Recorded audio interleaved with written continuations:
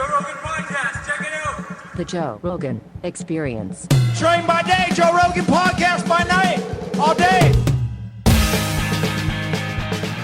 Hey, dude, does the red light therapy really help your fucking eyes? 100%. I'm doing it. Are we rolling? Yeah. My eyes are so fucked. Yeah. I can't see, Joe. Get one of them Gary Brecka beds for your house. Well, there's a bunch of companies that sell them, but you want like a really powerful red light bed. I did it this morning. Dude, it just changed my vision. I can't, when I'm in the shower, I can't read shampoo, bath gel. Whoa. Like, I'm like, dude, why do they need to be small? Can't you just make it big as fuck so everyone can see it? They're not that small. I can't see them. And then I'm getting out naked, putting on readers to see what I'm fucking... I've washed my hair with conditioner so many times. Yeah, mine was getting bad. Mine was getting where I needed these fucking things, which I haven't picked up in months. I heard you say that, and I was like, yeah, dude, changed my life. I did, went to Ways to Well the other day, and I did the red light bed every day, until I Googled how much it cost. That thing's fucking expensive. It's expensive, the real one. But Whitney got one that's not that expensive, and it's fixed her eyes. She got one that she just sits in front of every day for like 20 minutes or something like that. I love that. Oh, dude, it's amazing. But the big ones, the beds, they help your whole body recover. They're like let's put that into perplexity, and say what is the benefits of powerful red light therapy.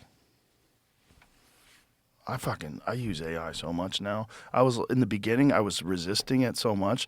Then Perplexity came on as a sponsor, and now instead of searching things online, I just ask the phone. I just pull up the app and ask it a question. I don't have to type anything, and then it gives me an answer. And then I could say, well, what's the benefits of it? And then it'll list out the benefits.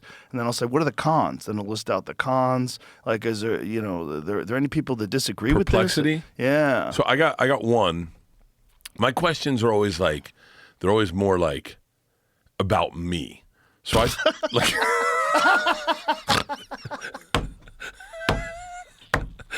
They're very... Why do you look yourself up? No, That's not so about bad for your mental health. No, I don't look myself up. It's about like your health. No, my health or my experience in life. Oh, so okay. I was the other day. I was in bed. I was like, all right, I think my generation had the greatest run.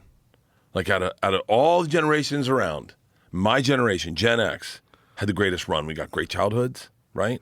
Right. We got to experience cell phones. We got to be impressed by the cell phone. Right. We had 9/11, which wasn't great, but was a time when the country healed, right? Everyone wants a big tragedy like the JFK shooting. You want that moment where you walk by a bar and they're like, what are you doing? Like, you haven't heard? We got one of those. Right. We had the pandemic, which is insane. Right. We had our music probably better. We had rock. We had, just the internet took off, so we got to experience that. I think my generation, Gen X, as yours too, right? Right. Yeah, I'm Gen X. So I asked that to ChatGPT, and I was wrong. What do you mean? The greatest generation is actually labeled the greatest generation. It's my grandmother, your grandmother. They experienced horse and buggy. They then they saw cars. They saw television. All within the time they had horse and buggy, they saw people land on the moon. All that shit. Telephones. Who got fucked with the baby boomers? They were just old enough to not understand cell phones. They got fucked. Millennials got fucked. Millennials got real fucked. Yeah, I don't know about the greatest generation. I think you're correct. I think the passage of the internet, like the internet going through our lives and cell phones, like I experienced VHS tapes first. Yeah. Then I experienced answering machines. That was a big one. Caller ID, you know who's calling you. You could just duck people. That was crazy. I remember when caller ID showed up. Then I remember when Star 69 showed up, where you could block your caller ID. Star 69 was good because you could call people back that were pranking you. Yeah. Like, hey, motherfucker. Like, what? What's going on? Dude, we got prank calls. My kids never got prank calls. Like, they never understood what a prank call was. The Jerky Boys. Jerky Boys were fucking amazing. Dude. Those guys were so funny.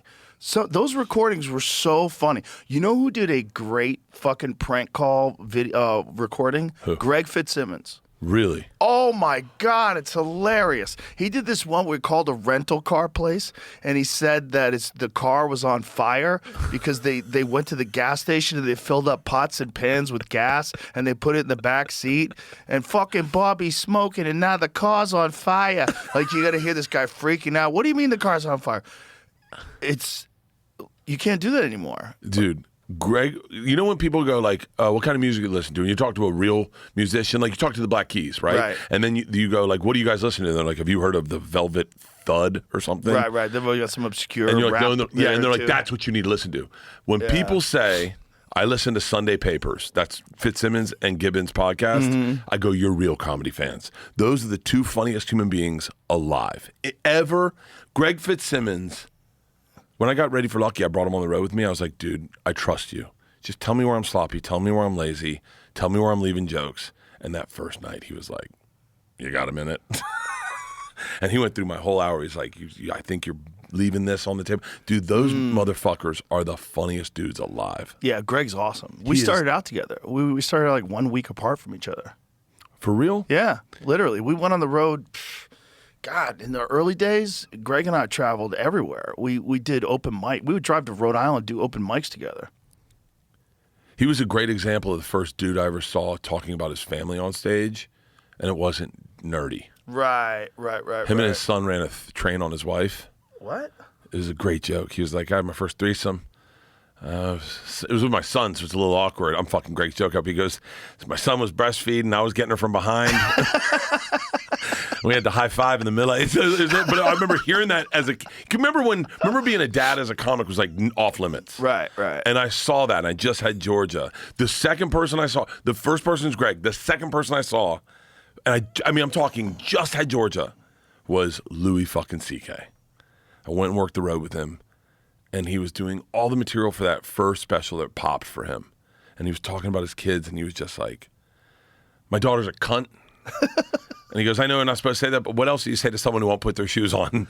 They're a cunt. We're trying to leave the house, and they won't put their shoes. Imagine if you wouldn't leave. And it was just like, I'm sitting there, lost in like what I thought was stand-up was like some imitation of Dane, And I'm watching Louis going like, this is something totally different. Yeah. Those guys, best prank call I've ever heard, sidebar, Brendan Walsh. Brendan Walsh is a funny motherfucker. Brendan Walsh. What's he up to? I don't know. I think he does like he's always been like more art comedy, like more like performance. He does these podcasts where he puts a neck brace on, and a wig, and giant glasses, and he plays a character. He's a funny dude, man. Do you remember he was when an Austin guy? He was an Austin guy. Yeah, he was. I remember do you remember he was on your podcast? I remember him telling you the story, and I think about this all the time. A Circuit City had closed by his house. And he lives in Silver Lake. Do you remember this? Oh, that's right. He made a prank. We told everybody he was turning into a Whole Foods. And he got everybody so excited. Oh, Whole Foods is coming to Silver Lake. He just did it for himself. So that he could be in the coffee shop and hear people talking about Whole Foods. He did a prank call. I think Stanhope sent it to me. He was like, this is the best prank call ever. And it's Brendan calling a phone sex. And they always try to keep you on the line. Right. So he's like, hey, what are you wearing? She's like, nothing. What are you wearing? He's like, nothing. And then you hear like a dog barking in the back. And she goes, is that your dog? He's like, yeah, ignore him. And then the dog barks a little longer. And he's like, no, so tell me, what are you touching yourself? And then you hear a baby crying in the back. And she's like, is that your baby? And he's like, no, it's fine. It's a different room. I'm totally fine. And then you hear a woman come in and go, are you on the fucking phone sex again? And he's like, hey, leave me alone. And she's like, do you need one to do this later? And he's like, don't worry about it. And then you hear a marching band come in playing Alua, Alua, dum, dum, and he's just trying to hold her on the line. Dude, I was crying. That is not to like get too meta about it, but comedy has become so, and I'm a part of this, of so self-promotional and put it on. I got to tell you, it's a new show. When you see someone like Brendan or like Greg and Mike who just do it for the pure, just to make themselves giggle. Yeah, it's so beautiful. Gillis is like that. Yeah, Gillis. I always think he's just my favorite Shane Gillis story that I will until I die. We're doing Fully Loaded the first year, and Shane's on everyone, Mark's on everyone, Nikki's on everyone. It's like it's the best year we probably did it. No offense. And Shane sees my daughter Georgia, who's being a PA with her friend Daisy, and he's the very last night. And Shane walks up and he's like, "You guys sneaking beers?" And they're like, "No." He goes, "Oh, come on, I'm not gonna rat you out." And they're like, "No, we're not." And he's like, "Come on, you're 18 years old, you're on tour, it's our last night. You guys are sneaking beers. And they're like, we're not sneaking beers. He goes, I can smell the beer on you. And they're like, we've been sneaking beers. And he goes, okay. And he just sits down right next to me. He goes, Georgia's sneaking beers. Did you know she was sneaking beers? No, I had no idea. Shane just fucking ratted her out. She's your daughter. Yeah. You're getting hammered every night. You're not going to notice. Like, Dad's drunk. You won't even know if we're drunk. She would, yeah.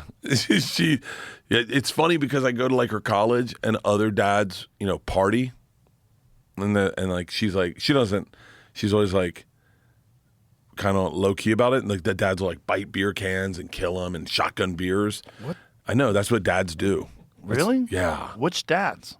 I don't mean these dads. Well, you're in a different school zone. But That's what dads do, and I'm always like, this is what I do for a living. Like I could fucking murder these guys. She's like, ugh, Dad. I'm like, oh, you like him crushing a beer and shotgunning it?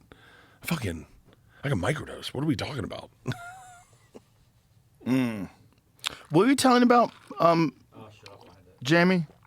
You were I'm sorry, but right before we get started, you were telling me about something. The REM sleep or lucid dreaming sleep communication. I got to figure out where I put it. I sent a DM to someone about it, I think. So I got to tell you, before we find that, so Eddie Bravo calls me the other day, and he goes, did Bert Kreischer lose everything and then get it back? I go, what? And he goes, yeah, it was so confusing. He was on Shannon Sharp's show, and Shannon says to Bert, what was it like? You lost everything, and then you had to build it back. And he goes, it seemed like it wasn't true. I go, it's not true. And I go, did Bert go along with it? He goes, yeah. I go, what? And I couldn't wait to talk to you about it because I could totally picture someone saying to you some story that totally never happened and you not wanting to be confrontational. So you just go along with it. Is that what happened? 100%. 100%. The fucking whole show. How did you not say that never happened? I don't know. He just caught me off guard. He caught you off guard. I was like, did at any point in time you say, I should probably say this never happened? No? He was like, you lost everything. In my head, I was like, I did? And he was like, but you made it all back. And I go, I did? Where is this coming from? I have no idea. He said it, and I just was like, Why didn't you say that? I don't know. Never I didn't even know happened? what I said after. He's like, how did you do it? And I just was like, I don't know, Shannon. I just focused and really started. Like, I have no fucking clue. I should not be allowed to talk on microphones. I literally was like, I don't know what I said even after it, to be honest with you. But I was like, I guess he has it in his notes. So I was like, yeah. So someone must have Googled, did Bert Kreischer, probably some Reddit thread, Bert Kreischer lost everything. I guess. And like, the stories about you online are more prevalent than the true ones. So you just go, I guess that's what he heard. So And you like, just went with it? I don't know. That's so weird to do. I was like, in my head, I was like trying to think, maybe he was talking about like, I had development deals when I got into the business. Yeah, but you didn't lose them. They gave you money. No. It just never became a show. But I'm saying like maybe I was in my head. I was like maybe he's thinking that like I had a lot of development deals early, and then I didn't for a few years, and I worked the road, and maybe that's what he was saying. And then I'm back. I don't know. I was like, but even when you worked the road, then you had the Travel Channel show. There was no period where it made sense. By the way, that is the least of my fish to fry on that fucking show. I got in so much trouble. That show. Every clip you do goes viral. I'm like, I was, as when I got done that, I haven't felt this in a long time. I was like, wow. I was like, I think I'm going to get a lot of texts when this airs. Well, it seems like he wants that, right? He's Yeah. got a lot of people on the show that talk a lot of shit. A lot of people, like Cat Williams famously, that episode was fucking amazing. And we talked about He just that. went in on everybody, including me. That's why I got him on the podcast. He's like, Joe Rogan won't have me on. Has the same funny of three motherfuckers. Unfunny. Yeah, same 7 unfunny motherfuckers. I was like, dude, I love Cat Williams. What are you talking about? He's the best. I'm like, I never met him. Yeah. I'd never met him before. It's like, it wasn't that I wouldn't have him on. It's like, I didn't even know he wanted to come on. I would have had him on. That interview with him was epic. Amazing and accurate. The thing about his shit talking is he's not lying. No. It's when I got out, I was like, I don't mean this with disrespect, but it's less Shannon, I think more as producers, because he's got cards. So I think the producers are like, what clip's gonna pop. I think they go online. Right. They try to find controversial subjects. Like he brought up one. He's like, Bert, you think Kevin Hart's just lucky? And I was like, Oh. I was like, I said that fucking 12 years ago. And it was all it was. And I know but this is what it was, Joe. Is like at a time when none of us were making money, not you, but like the younger couples were making money. And you're online and you watch Kevin, and Kevin knows I love him, but Kevin's like, I'm the hardest working motherfucker. I'm the hardest working. And in my head, I was like, we're all working hard. Like, but a lot of people, were just, waiting for a moment to get in front of people. And then I was like, and then I had an agent very casually, like not mine, but at a thing goes, Kevin should mention how lucky he got. I was like, what do you mean? He was like, about fool's gold, right? I was like, no. He's like, well, that's the beef between Kevin and Kat. Is Kat packed a gun in his luggage to go shoot fool's gold, and he got detained. And they were in production, and they're like, we need someone small and black to fit these clothes. We already got clothes for him. Yeah. And he's like, get Kevin Hart. And that was the story I wanted Kevin to tell, because that, as a comic, you can kind of put your head around that. And by the way, I did not do a good job of explaining it on Shannon's show, because it's like, I'm a fucking talk out of my ass. But like every comic has had these like moments that skyrocket them, right? These moments that pop. And I went through it, and I think you'll understand it now. But for me, it was the machine story going viral. For Bill Burr, it's the Philly rant. With Bill, that Philly rant just put him in the next level. Jim Jeffries, he gets punched in the head at the Comedy Cellar or Comedy Store in London. His manager happens to be a guy that knows the internet, Brett Vincent, posted on MySpace, goes viral. Every comic that pops always has that. Tom, as I was telling this to Tom, he goes, yeah, it was me, Netflix. He was like, Tom got on Netflix. I mean, I didn't even realize this. Tom said it to me. He got on Netflix when there were two comics on Netflix, Bill Burr and Tom Segura. Bill puts his special out there like, did you like Bill Burr? You might like Tom Segura. And Tom's like, if Comedy Central had bought my hour, I would have been fucked. But instead, I sold it to this small streamer, Netflix, and the only other one they had was Bill Burr. And so, as comics, I think sometimes, and you know how much I believe in luck, it's it's easier to hear about someone's luck where you go, oh, that is crazy, that happenstance. I mean, we've said it about you, and I know you probably disagree maybe to a certain extent, but I think the greatest thing that ever happened to you was that getting kicked out of the Comedy Store. That period of time where you had to reevaluate yourself, and you created what you have, and you would speak to it better than I could, but I think as comics, we look at you reinventing yourself and reimagining yourself and making it your own fucking entity and creating this podcast, which has changed all of our lives. That moment, and it must have been tough to lose your agent, get kicked out of the Comedy Store, and have to figure things out. That everyone got behind you. Everyone was like, that's my guy. I mean, I'm curious what your feelings about that are.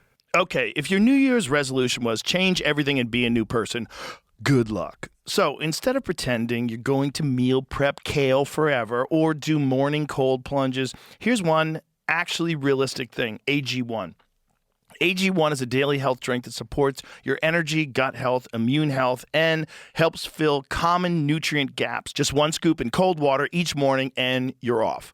It's got over 75 vitamins, minerals, probiotics, and whole food ingredients in there. So instead of guessing whether you need a probiotic or a prebiotic or sorting through 10 different bottles of pills and powders, you can just do one scoop and get on with your day. It's great because it feels like the grown-up move, but for once, it's actually really easy. It takes like 30 seconds, and you'll notice the steadiness that sets you up for the day. Not wired, not crashing, just functional human being energy. I partnered with AG1 for years, and if you want to give it a try, head to drinkag1.com/Joe Rogan. You'll get the welcome kit, a bottle of vitamin D3 plus K2, and AG1 travel packs for free with your first subscription. Just head to drinkag1.com/Joe Rogan or visit the link in the description to get started. In your career. That certainly had an impact. You know, it was also the Mencia video where people could clearly see that I was right. Yes. And then we were all a victim. Like, we were all hiding at the store. Like, when he would go on stage or when he would be in the back of the room, if you were on stage, they would flash the light to let you know that he was in the room. You know how crazy that is? That there's a guy around that steals so much that they have to flash a light whenever a comic's on stage, and then comics would just start doing crowd work.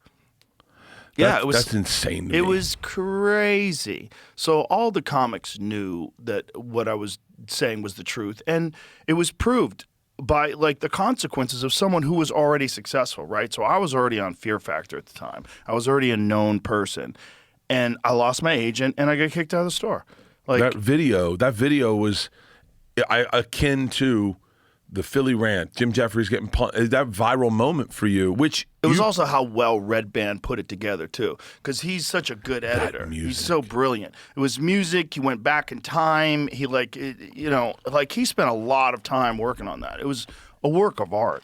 But it was, it was the first time that someone was held accountable because, we don't have to name names, but we all know people who snuck through and still kind of have careers, although greatly diminished impact.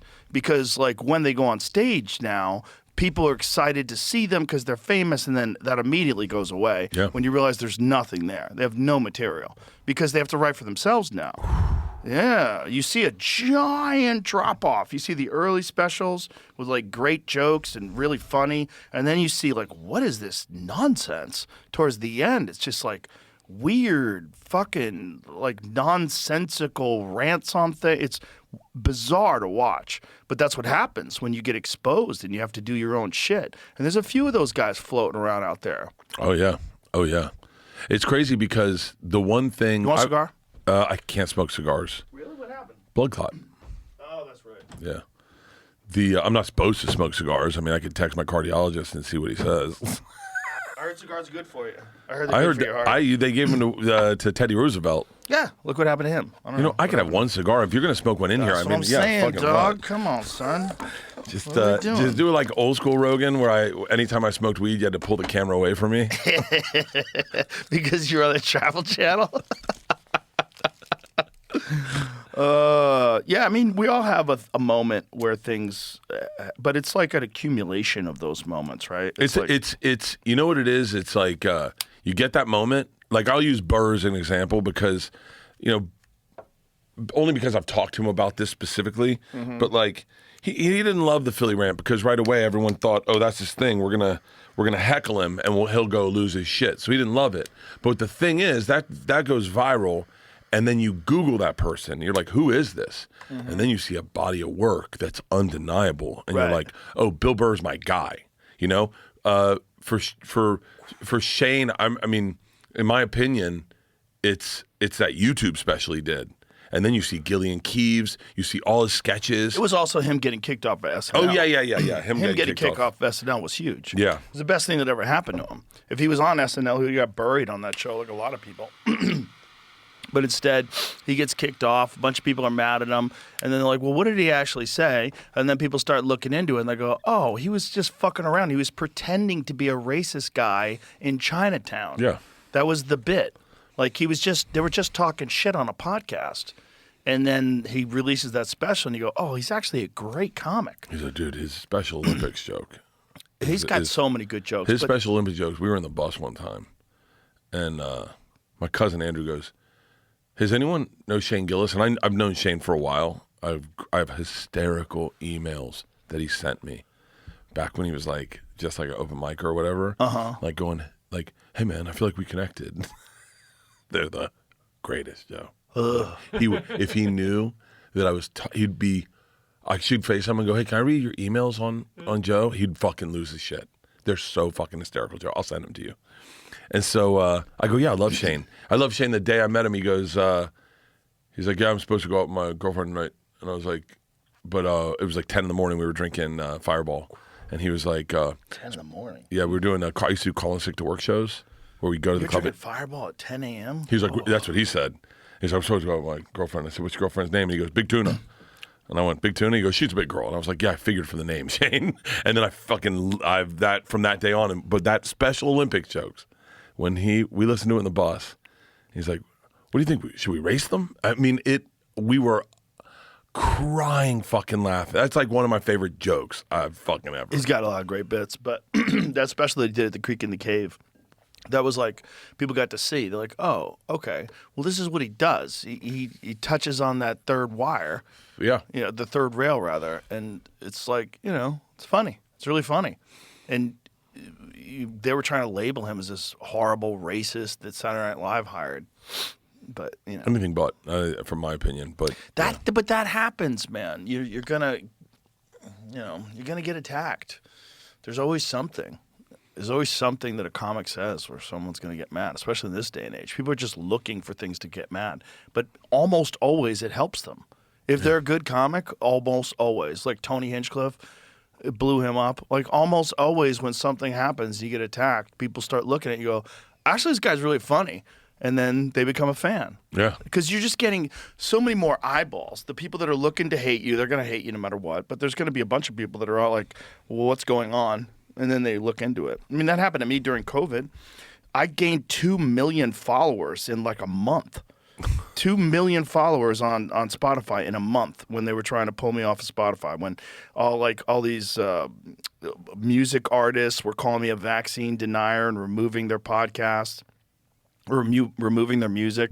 Like when Neil Young and was it Joni Mitchell? Yeah, Joni Mitchell. They publicly removed their music from Spotify because of my podcast. Are they back? Yeah. I don't know if Joni Mitchell is, but yeah, Neil Young is. I don't even think Neil Young actually owned his music, which was funny. I think it was just like a ploy. I mean, it's like I think he probably believed a lot of things he was saying. He was just misinformed. He just didn't understand that I was actually talking to people that were legitimate scientists that turned out they were right. Now we know. Yeah. But back then, it was like there was this hysteria about it, and a lot of people that were very skeptical started tuning in. And then the whole fucking CNN thing when they turned me green, like all of that shit, that helped. I don't know if I could have. I'm not good. That people always go, if they're talking about you, it's good. Mm-hmm. All press is good press. But anytime anything negative comes out about me, it fucking devastates me. I could not have gone through what you went through. You just don't. I just don't read it. If you don't read it, you're fine. How do you? Because you come up in my news feed all the time, and I'm such a fucking idiot that if I'm scrolling through Google News and I see my name, I go, oh, what's that? And then I'm like, God damn it! You can't do that. Last time I did this show, greatest experience, great hang, lucky streaming #1 on Netflix. I'm so fucking happy. I'm in my bed going, things are going good for the big guy. Hit on Google News and it's like. Picture of me and you. I was like, Bert Kreischer, Joe Rogan. And they're like, Bert Kreischer ruins the Joe Rogan podcast. I'm like, motherfucker. And it was an MMA fucking journalist. And I was like, wait, why? God damn it. And I was like, ugh. And then you see it and you're like, well, it can't be that bad. I'm going to read it. And they're like, oh my God.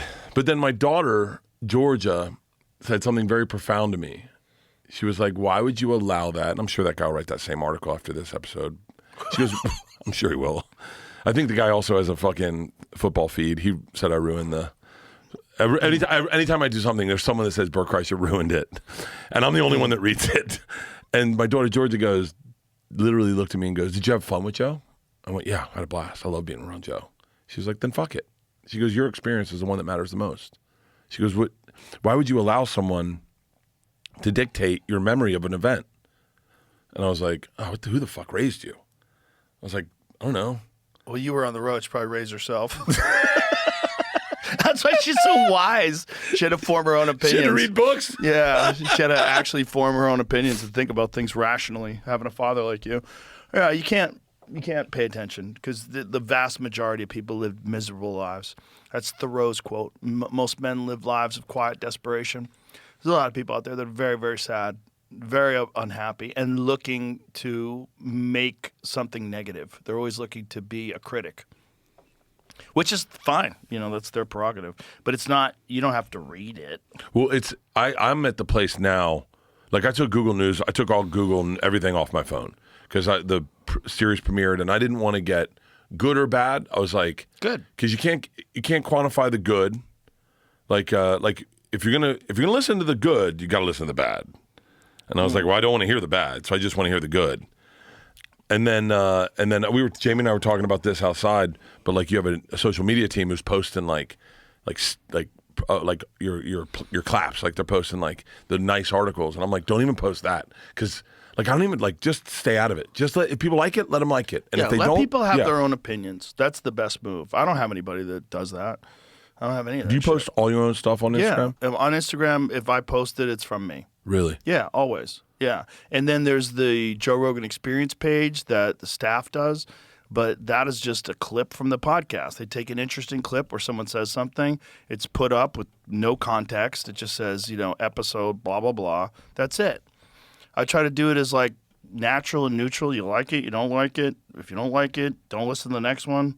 It's okay. So wait, what is the impetus for you to post something like when at what point do you decide to share your life?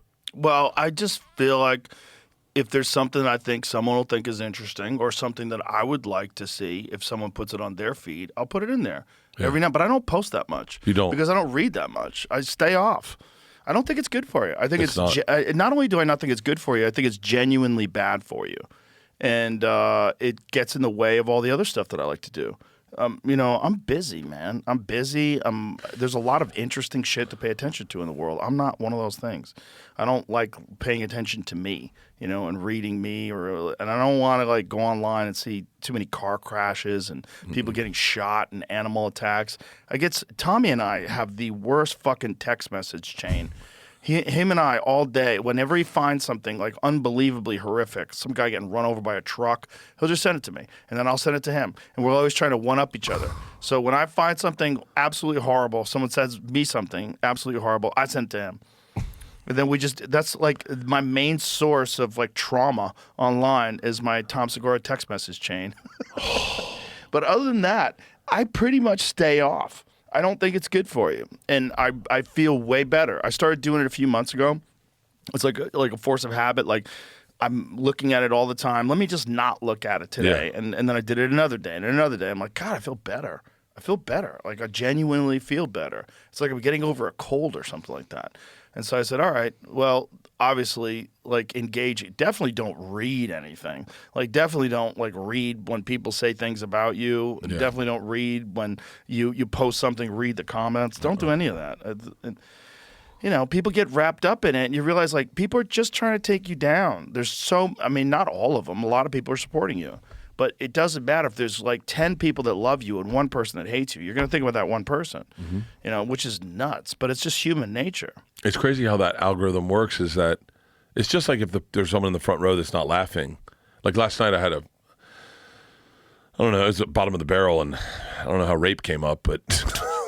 It always does. And I was like, well, there's no phones in here. Let's go. If I'm going to go for it, it's in this room. Right. And there was a woman that did not like it.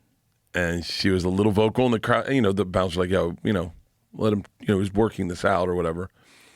And then she's like, I was told to shut up. And then in the rest of the night, I'm watching her out of the corner of my eye going, God damn it. And then I just dug holes and holes and holes. And then at one point, the whole audience is chanting rape. And I'm like, God. Guys, this is bad. But it's funny. And then also it's like, listen, say you're some fucking dude looking for a connection in life, and you go to my page and you leave 100 comments, and they're like, you're the best, Bert. I love you. When you come to Cincinnati, I'm going to be here. Tampa, I'll be there, man. I'm going to drive. And then the one time he's like, you're a fucking bitch. And then I reply, he's like, oh, I guess that's how I get the cat to come outside. So that's why I don't read any comments. Whitney was going into, the Whitney thing about Miss Rachel. I didn't know who Miss Rachel is. I found out who she is today. 1.8 billion views on how to say mom and dad. And I was like, it makes sense, man. Well, she's an educator for neurodivergent kids. Is that what it is? Yeah, I watched a couple of videos. Pull up some videos of Miss Rachel, because after people were dragged, by the way, the worst fucking people were going after her. Really? People that I know that are comedians that are just unbelievably shitty, dishonest, disingenuous human beings, bad faith communicators, people that just like completely distort anything about the person. Yeah. And it's just because she's successful. It's a giant part of it. And so they see her making some crack about Miss Rachel because she was watching it with her kid. She didn't know what the fuck it is. So here's Miss Rachel. Let me hear what this sounds like. Letters and I don't have hear it, Jamie. two really special guests. No. No, not at all. Dinosaur I don't hear it. I don't hear eggs. anything in my own microphone. Can you help me count them? Do you hear it? But I don't hear you. you, Bert. There we go. There we go. 2, 3, 4. 4 must be the number of the day. The dinosaur eggs are hatching. Wow, how many dinosaurs do we have? 1, 2, 3, 4. Okay, pause. Why would you go after this? Like, this is like a little kid show. Yeah, like, it's- she must have been bored. There's nothing different from this in Blue's Clues, in my opinion. It's a show for little kids. Yeah. Like, I don't get it. I don't know. Maybe she was just She was trying. bored. She was trying to write a joke and thought she'd get some traction. I guess. Maybe she took 2 instead of 1. And then she got a little extra energy. I don't know what she's doing. All of a sudden, she's like, fuck Miss Rachel. But then she started responding to people because she didn't understand what it was, she said, and then she took it down and apologized. But you can't apologize to the mob. They come for you. They come for you. And she learned. And I texted her. I said, listen, I love you to death. You got to stop going back and forth with these people. You can't do that. It's not, this is not a genuine conversation. They don't care if you're, like if you were a person and you were someone's friend and you started shitting on Miss Rachel and someone said, actually, that's like for kids with learning disorders. And you'd be like, oh, fuck, I didn't know. Yeah. And that would be the end of it. Yeah. And then we'd laugh. But these people are not looking for a real conversation. They're just looking to destroy your life. And then so many people like, she lost her career, career's over. Like, what? You weren't going to see her anyway, you fucking cunt. Like, what are you talking about? You weren't going to pay to see her anyway. Stop saying her career's over. It's not doing a damn thing to her career. You just want it to be over because you live a miserable fucking life, which is why you're on Threads 12 hours a day. It's so funny you say that. I just read something negative about Whitney on Threads today, and I was like, what did she do? Bro, Threads is the worst. And then I saw the Miss Rachel shit, and I watched the video. I had 2 kids. I don't know. I look at that as I go, that's nice. If Threads is like for people who already been like humiliated on Twitter and they're trying to find a new crowd, it's very weird. Very, very, like so much negativity. Not that Twitter isn't. Like, Twitter's super negative too. I haven't been on X. I try to look at the news only. I try to look at news and things that people are exposing that's in the news, which is very interesting. Speaking of which, what was that thing that you found? So this is very strange. This is about people being able to communicate whether or not in lucid dreaming. True, I guess. We'll find out later. But Scientists report first ever communication between 2 humans during sleep. Oh, I'd love this. Scientists say that science fiction may be coming closer to reality. According to reports, a California startup claims it successfully enabled two-way communication between people while they were lucid dreaming. Participants were asleep in separate locations while researchers monitored their sleep and transmitted a coded word designed to be perceived inside a dream without waking them. The system reportedly relied on sensors, wireless communication, and specialized software to detect dream states and relay the message. The company's founder says that what once sounded like science fiction could soon become a part of daily life. But they're not saying what happened. No independent scientific replication has confirmed the results yet. Still, the experiment builds on real research showing that interaction between lucid dreams is possible. Yeah, but what is the interaction? the coded word, I guess, was it. Did they relay the coded word to each other? They both got the coded word? That's where I started getting into a weird space that I found out. So this was posted on Instagram like yesterday or something. Uh-huh. I Googled it. Press release was from 2024. Breakthrough from REM space, first ever communication between people in dreams. So this is the article about it in Business Wire. Lucid dreams occur, blah, blah, blah. Happened, I Participants are sleeping in their homes. Brain waves and other polysomnographic data were tracked remotely. specially designed, developed apparatus. When the server detected the first participant entered a lucid dream, it generated a. How do they detect that someone's in a lucid dream? Because a lucid dream is a dream where you're aware that you're dreaming. Yes. It generated a random Remyo word and sent it to him via earbuds. Participant repeated the word in his dream with his response captured and stored on the server. What? 8 minutes later, the next participant entered a lucid dream. She received the stored message from the first participant and confirmed it upon awakening. Huh. So I'm yeah. not. It's It a little sounds like vague. they're saying it in the room and the person's grabbing it. No, they're sending it through earbuds. Yeah, they were both in their own houses, it said at the time. Yeah. So they receive it through earbuds. He says it in the dream, and then she receives it. No. Huh. Well, you gotta wonder what is happening in dreams. Dreams are very bizarre. Have you ever lucid dreamed? Yeah. Yeah, I mean, I've done it a couple of times, but I haven't on purpose. And I've always wondered why not. Like, why haven't I read books on lucid dreams? Why haven't I tried to do it? I think it's something that just happens. No, you could actually do it. You could. There's guys that practice lucid dreaming. I lucid dream pretty extensively. Yeah? Like ever since I remember when you came out with Alpha Brain, one of the first things you said it would help with lucid dreaming. Oh, if you take it before bed, it definitely helps with lucid dreaming. Yeah, and I remember saying I didn't know what lucid dreaming was at the time, and then I found out I was lucid dreaming, and I've lucid dreamed my whole life. But now that once I knew what it was, I could stay in a dream and decide, and I could go back into dreams. I could restart a dream that I just had, go back to sleep, and go, I'm going back in. Really? Yeah. It sounds crazy, and I know it sounds like horseshit, but No, I never it knew what it doesn't- was. it I never doesn't knew what it sound like was horseshit. until Alpha Brain. There's actual techniques that people practice, and apparently they give classes and courses on how to do lucid. There's books written on it.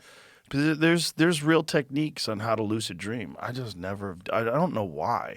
Like but when I'm tired, I just want to go to sleep. I go hard all day. Yeah. And when I crash, I just crash. I don't want to be fucking around and experimenting while I'm sleeping. I just want to go to sleep. But my lucid dreams primarily are either like I realize I'm dreaming. I go, oh, I'm asleep. I'm dreaming. This isn't real. Oh shit, I'm in control. And Right. then a lot of times it has to do with fucking. Like I'm like, oh, I don't have to put a condom on. This is great.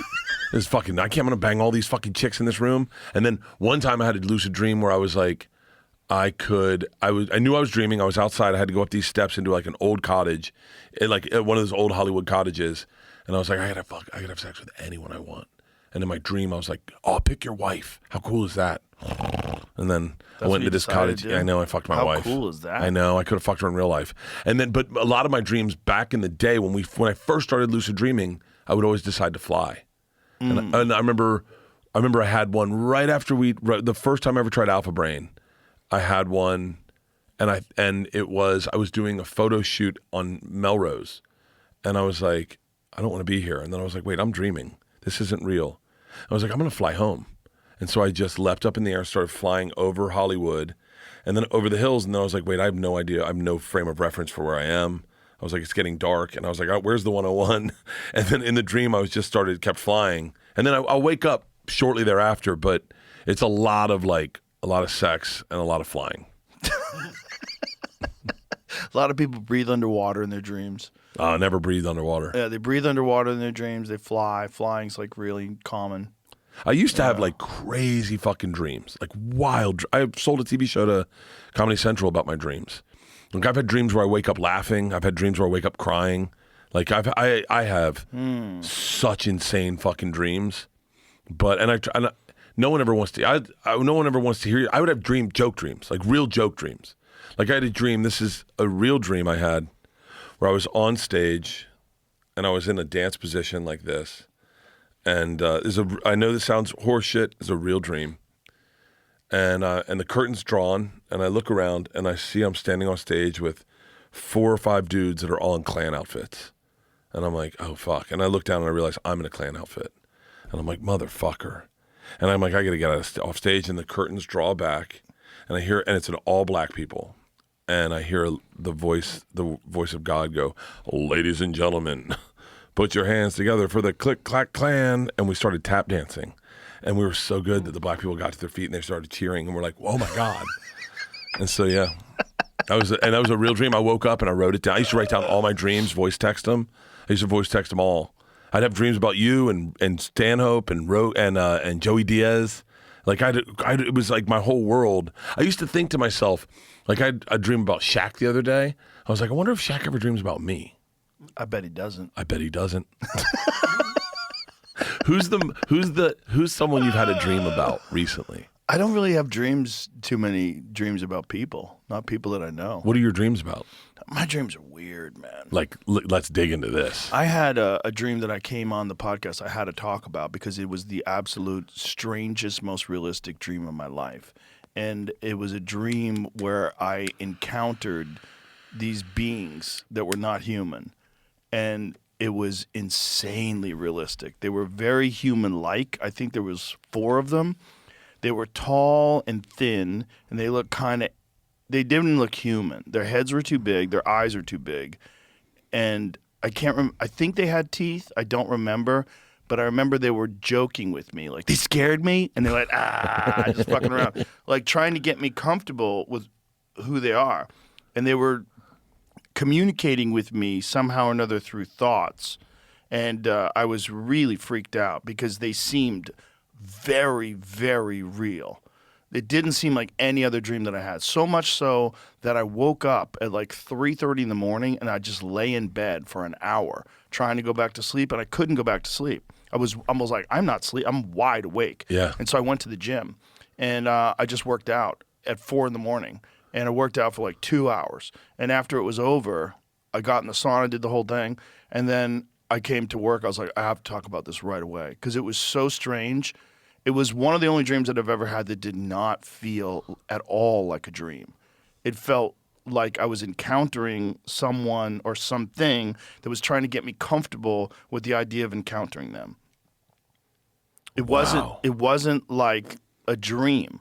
I was in the corridor of something that seemed like it was not like it was from here. It was like from somewhere else, but it was almost like it was very oddly lit.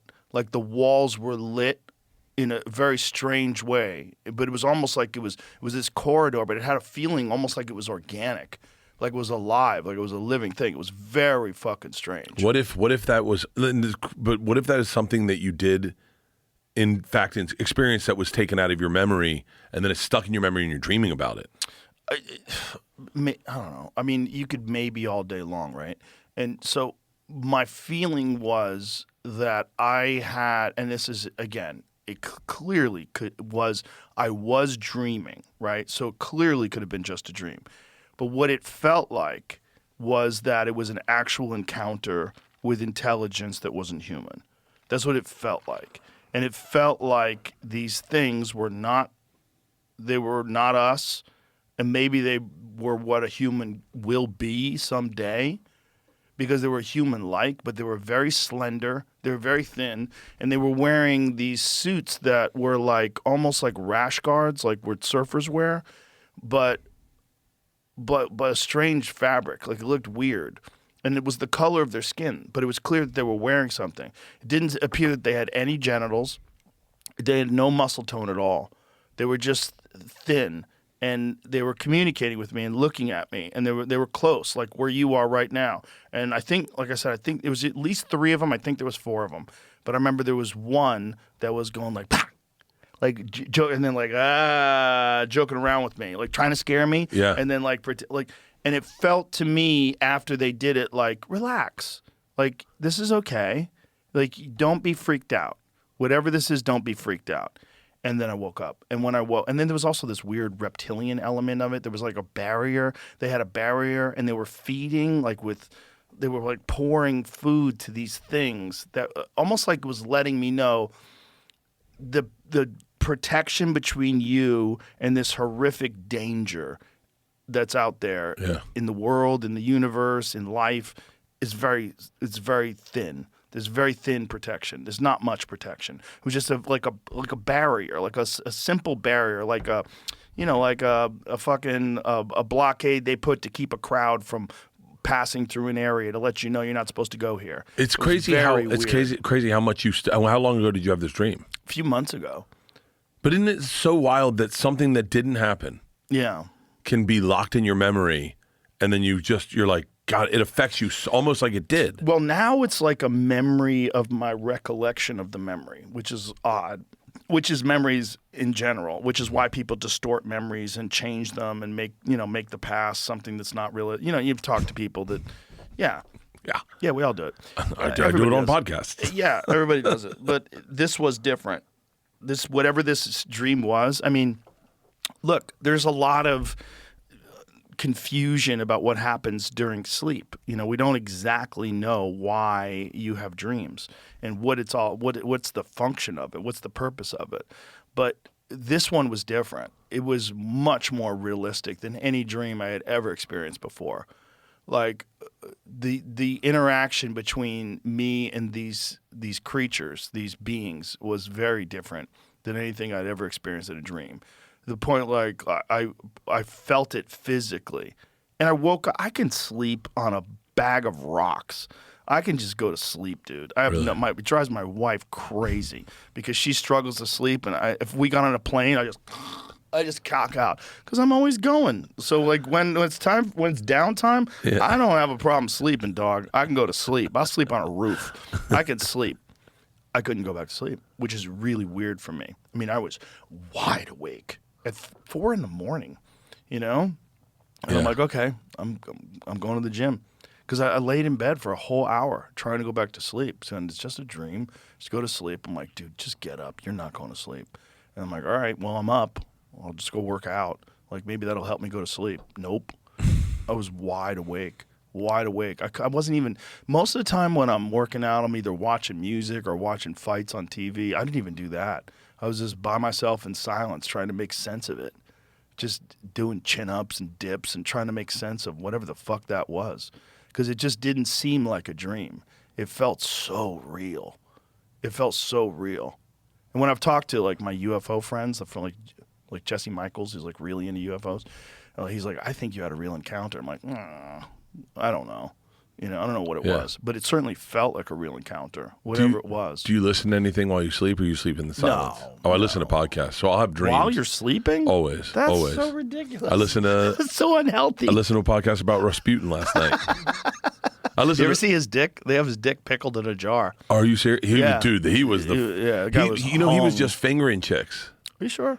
I don't know. I think he was fucking... It's not in the... With a giant hog like that, I think he's putting it to use. Find Rasputin's hog. But that's what he did. I would love to see his dick. You'll see it. That's his dick. God. Look at the size of that hog. By the way, that's limp and dead. Imagine what that thing looked like when it was hard. Look at that look on that guy's face. Look at the size of this cock. Look at this cock.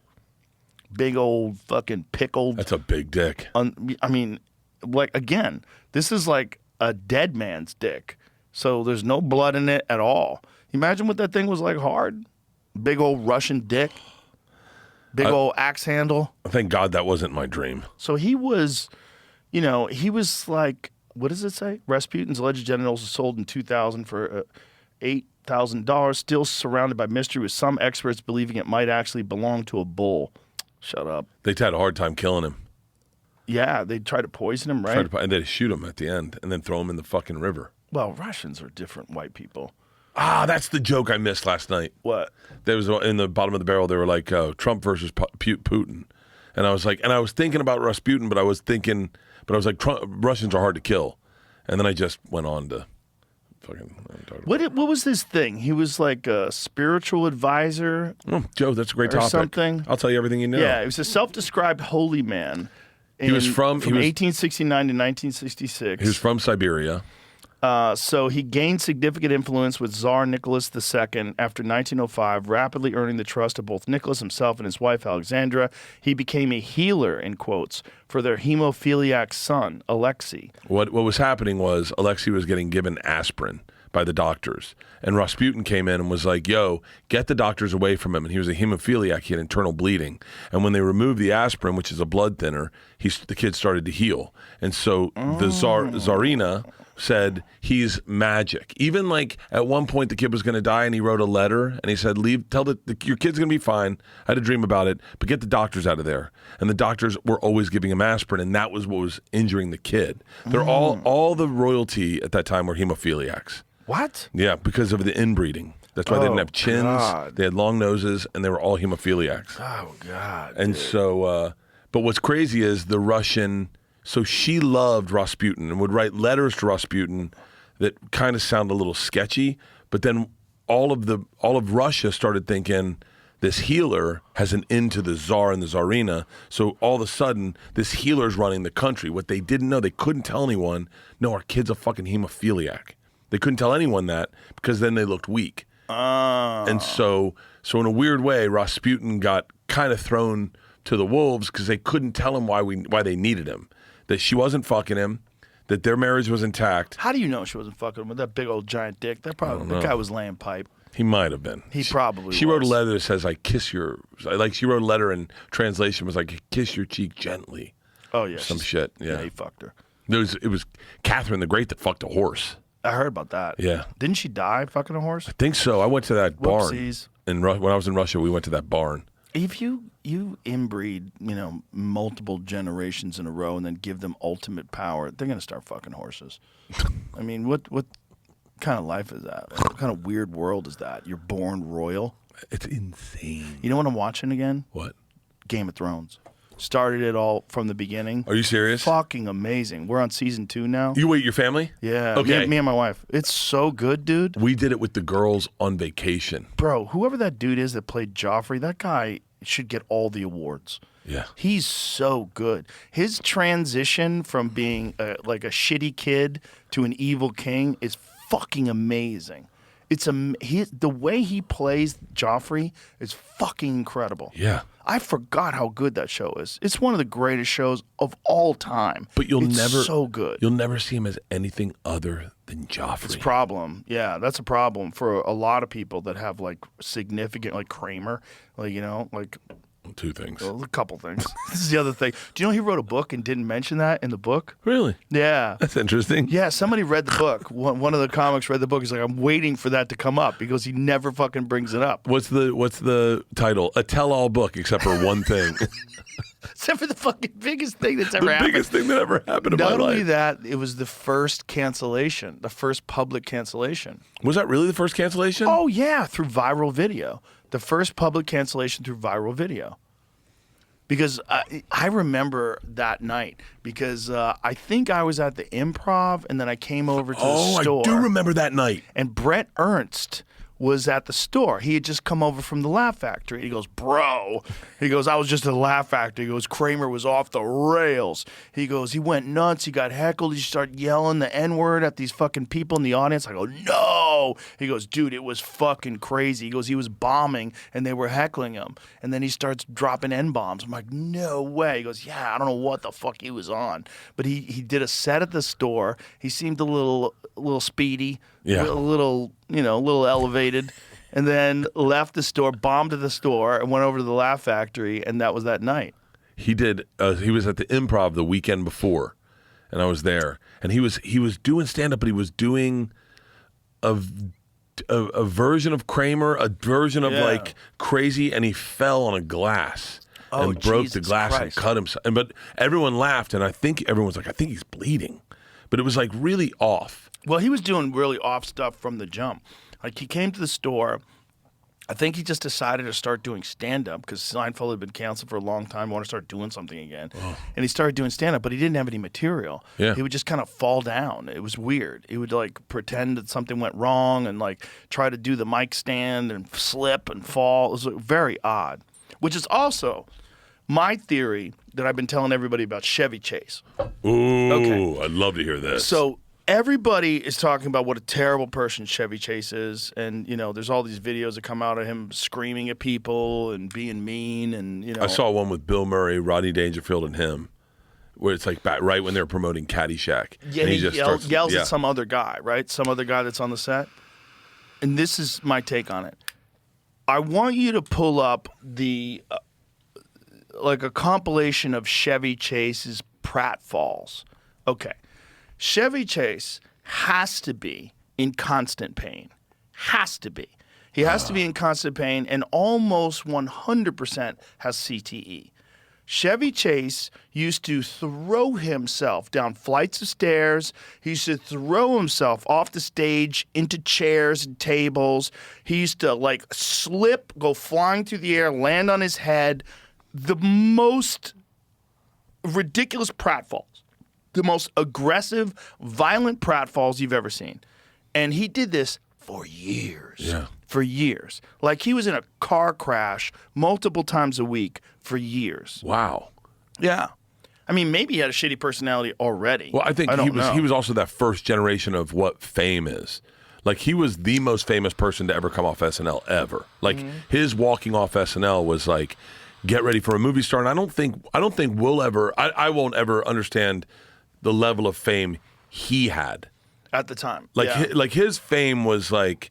And this is also, I mean, like, look, I love Burt Reynolds. But Steve Martin was super famous too, and he's not a cunt. No. You know what I mean? It's like, I don't think that's it. I want you to see these videos. I don't know why I can't find a compilation. I can find a bunch of videos of it. Just, I know there's a compilation because I've seen it. I just typed it in, and the video that pops up only it's a 4-minute video of him on Johnny Carson. No, I know. I'm telling you. There's a bunch. There's a bunch. Gerald Ford. That was Gerald Ford fell, right? So he would, because Gerald Ford was kind of like Biden. He would fall all the time. So here it is. His worst Dude, look at that. You know how hard he falls there? Look, go back and watch that again. Watch how hard he falls when he does this. This is him doing this Christmas. What happened? The Christmas thing that you just showed. I'm telling you, it just accidentally disappeared. Joe. You could find it. There it is. Okay, watch this. Watch this. Watch him fall. Boom. Head first. With the tree, falls down, barely stops his fall. Chevy Chase, worst wrestling moments from Saturday Night Live. Like, this is him just stumbling around. This is nothing. But there's videos of him fall. Okay, obviously that chair is going to break.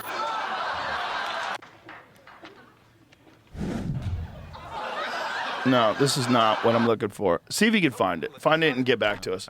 But I know there's videos of him like literally like flying off stage, landing on his back, slipping, legs up in the air, landing on his head. Yeah. I had to fall off a ladder for a TV show one time. They're like, we need you to fall. And they had a crash pad. You get 4 steps up a ladder, you're high as fuck. Well, even if you have a crash pad, your head is wobbling around, right? Yeah. So your brain is sloshing around from the impact. Yeah. This is one of the things that people don't realize. Like football players get brain damage from getting hit in the chest. So CTE you can get from riding a jet ski, from bouncing on the waves. It's your brain fucking bouncing around off the walls of your skull. From roller coasters. You can get it from everything. You can get it from a lot of things. Repeated subconcussive trauma. But he fell and landed on his fucking head. Yeah. And if you find the video that's a compilation, there's a compilation of people like the worst falls of Chevy Chase. And it's crazy. Really? And he did this for years. That was his thing. Slip and fall, slip and fall, slip and fall. And tons of coke. All those things. So slip and fall, allegedly tons of coke. Allegedly. I mean, I don't know. I mean, I read some books. Yeah, but the book on... Do you know what happened when Bill Murray was here? When he was talking... Wired? Are you talking about Bill? Yeah. I love that book. So when he read Wired, so the guy who wrote Wired was Bob Woodward. Bob Woodward was the guy that was involved in Watergate. He was the naval intelligence officer who became a journalist, and his first ever assignment was to take down the president, which is very suspicious. Like Tucker Carlson told me the whole story behind it. I was like, what? The people that broke in were all FBI. The whole thing was a setup. It was to set Nixon up. And they'd already gotten rid of Spiro Agnew, who was his VP. They got him on, I think, corruption charges. I forget what it was. Didn't Kennedy put the bug system in there? It was the president before that put the wiring in inside the room, right? What room? In Watergate. No. Listen, it was a setup. Nixon was not involved in the setup, but they told him about what happened, and then he was involved in the cover-up. That's how they got him. Okay. That's how they got him, and that's how he got removed from office. And the recordings were from his office, right? The recordings were from the Democratic Party. So he was recording the Democratic Party. He was recording. He was secretly recording the opposition party, but he didn't do it. So the FBI did it, and then they brought it to him, knowing that he would cover it up, and that's where he committed the crime. Like, instead of coming out and saying, "Hey, some people have recorded these people," I mean, even if he did that, they would have said he was involved. But the whole thing was to get him out of office. The reason why they wanted to get him out of office was because he was publicly and privately stating, at least amongst other people that were in the White House, and that he knew who killed JFK, and he was going to get to the bottom of it. Because look, JFK had just been killed. He ran against JFK in 1960. 60 or 62? 62? What year was it? Either way, I think it was 60. He ran against JFK. And then JFK gets assassinated, and now he's the president. And when he's the president, he was publicly stating, or privately stating to different people, like he was going to get to the bottom of it, and he knew who killed JFK. He was like investigating it. He was interested in it, obviously, because he was worried they were going to kill him. And so then they set him up, and they removed him from office. And they put Gerald Ford in as his VP. Gerald Ford was also on the Warren Commission. Like, the whole thing was a giant setup to get rid of the most popular president in the history of the country. You know, and everybody's like, "Oh, Nixon's a crook. Nixon's a crook." I'm not a crook. That was all like his gigantic propaganda PR campaign to remove Nixon from office. It was all a deep state operation. Wow. Nixon won the presidency by like the widest margin of anybody in history. He was the most popular president in history. And in today's days, we think of Nixon as being a crook and a scumbag. But he didn't even do it. He was just involved in the cover-up when they brought it to him. It was like, what is he going to do? He's running for president, again, to re-election, and they're saying, hey, these guys, they busted these guys recording things. Like, cover it up, cover it up, cover it up. And so that's how they got him. And what was his post-presidency like? So what do you mean? Let me finish. Oh, sorry. So before I go any further. So Bill Murray is here, and he said he read the first couple pages of Wired, and he goes, he put it down, he goes, "Oh my God, they framed Nixon." That was the first thing that he said. He said because the version that Bob Woodward told of John Belushi, his very good friend, was so wildly off. He goes, that time where John did that speedball and died was probably the only time where he ever did that. He goes, he was a total lightweight. He would have a couple of drinks and he'd be drunk. He wasn't a guy who did drugs all the time. He goes, it was all bullshit. Are you serious? Yes. Yes. Do you realize, like, guys like Chris Farley literally idolized John Belushi because of books like Wired? Exactly. And, well, the difference is Chris Farley really was doing drugs. Myself, I idolized John Belushi. Right. I read Wired when I was in college and was like, dude, this is... I mean, there's so many aspects of my personality that I draw from a book like that of like, the way he was comfortable in an agent's office. And B12 shots I get because of John Belushi. Well, I'm sure he did all those things, and I'm sure he partied. But like the version, this exaggerated version of just being completely out of control on drugs was fake. And this is according to Bill Murray, who was best friends with him. He's like, it's not true. It's like if somebody tried to write something about you, and I read it, and I was like, this is not Bert at all. So his initial thought was, oh my God, they framed Nixon. Jesus Christ. And they did. They did frame Nixon. See if you can find the video of Tucker Carlson explaining to me how they framed Nixon. I have a copy of Wired in my tour bus. Yeah, don't read it. I'm going to get rid of it. Bob Woodward was an intelligence agent. 100%. He was naval intelligence, and then he left from that, which he never really leave, and then he became a reporter for the Washington Post. And his first job was Watergate. Which is nonsense. It's fucking insane. There's no way. A senior reporter would be covering the most important story. You wouldn't give it to a rookie whose first assignment. And what about Bernstein? What about him? I don't know. Because didn't they write it together? Yeah, they did. I mean, I don't know. And anything Deep about Throat Bernstein. was there. Did we ever find out who Deep Throat was? Yeah, listen to this, though. This is 7 minutes long. I watch the whole thing. Let's listen to some of it because it's interesting. That's what it is. It's their tool, and they're perfectly aware of that. I mean, I used to write for the New York Times as a freelancer. I mean, I've been around the New York Times a lot, and there are a lot of really smart people there, I mean, for sure. Even now, I would less so now, but there's still, I think, smart people there. There are. I know some, and they know. But they think that it's worth it because they're bringing information, or I don't know what they think actually. But no, they're tools of power, and that's like the one thing that you're not allowed to be, even if you think the power is good. Like maybe they all support the agenda of the U.S. government, destabilizing the world and impoverishing their own population. Maybe they're on board with that. Even if they are, they shouldn't do it, because the job of the media, the press, is to keep power in check. You are kind of like the seatbelt, right? Right. You make sure that things don't go too far. So, and they're not doing that. They're acting as a willing handmaiden. When do you think that power. switched? Well, I think it's been the case for a long time. I mean, if you look at what happened to Richard Nixon, which I, of course, did not understand at all, Richard Nixon was taken out by the FBI and CIA, and with the help of Bob Woodward, who was a Washington Post reporter who had been a naval intelligence officer working in the White House, working in the Nixon White House.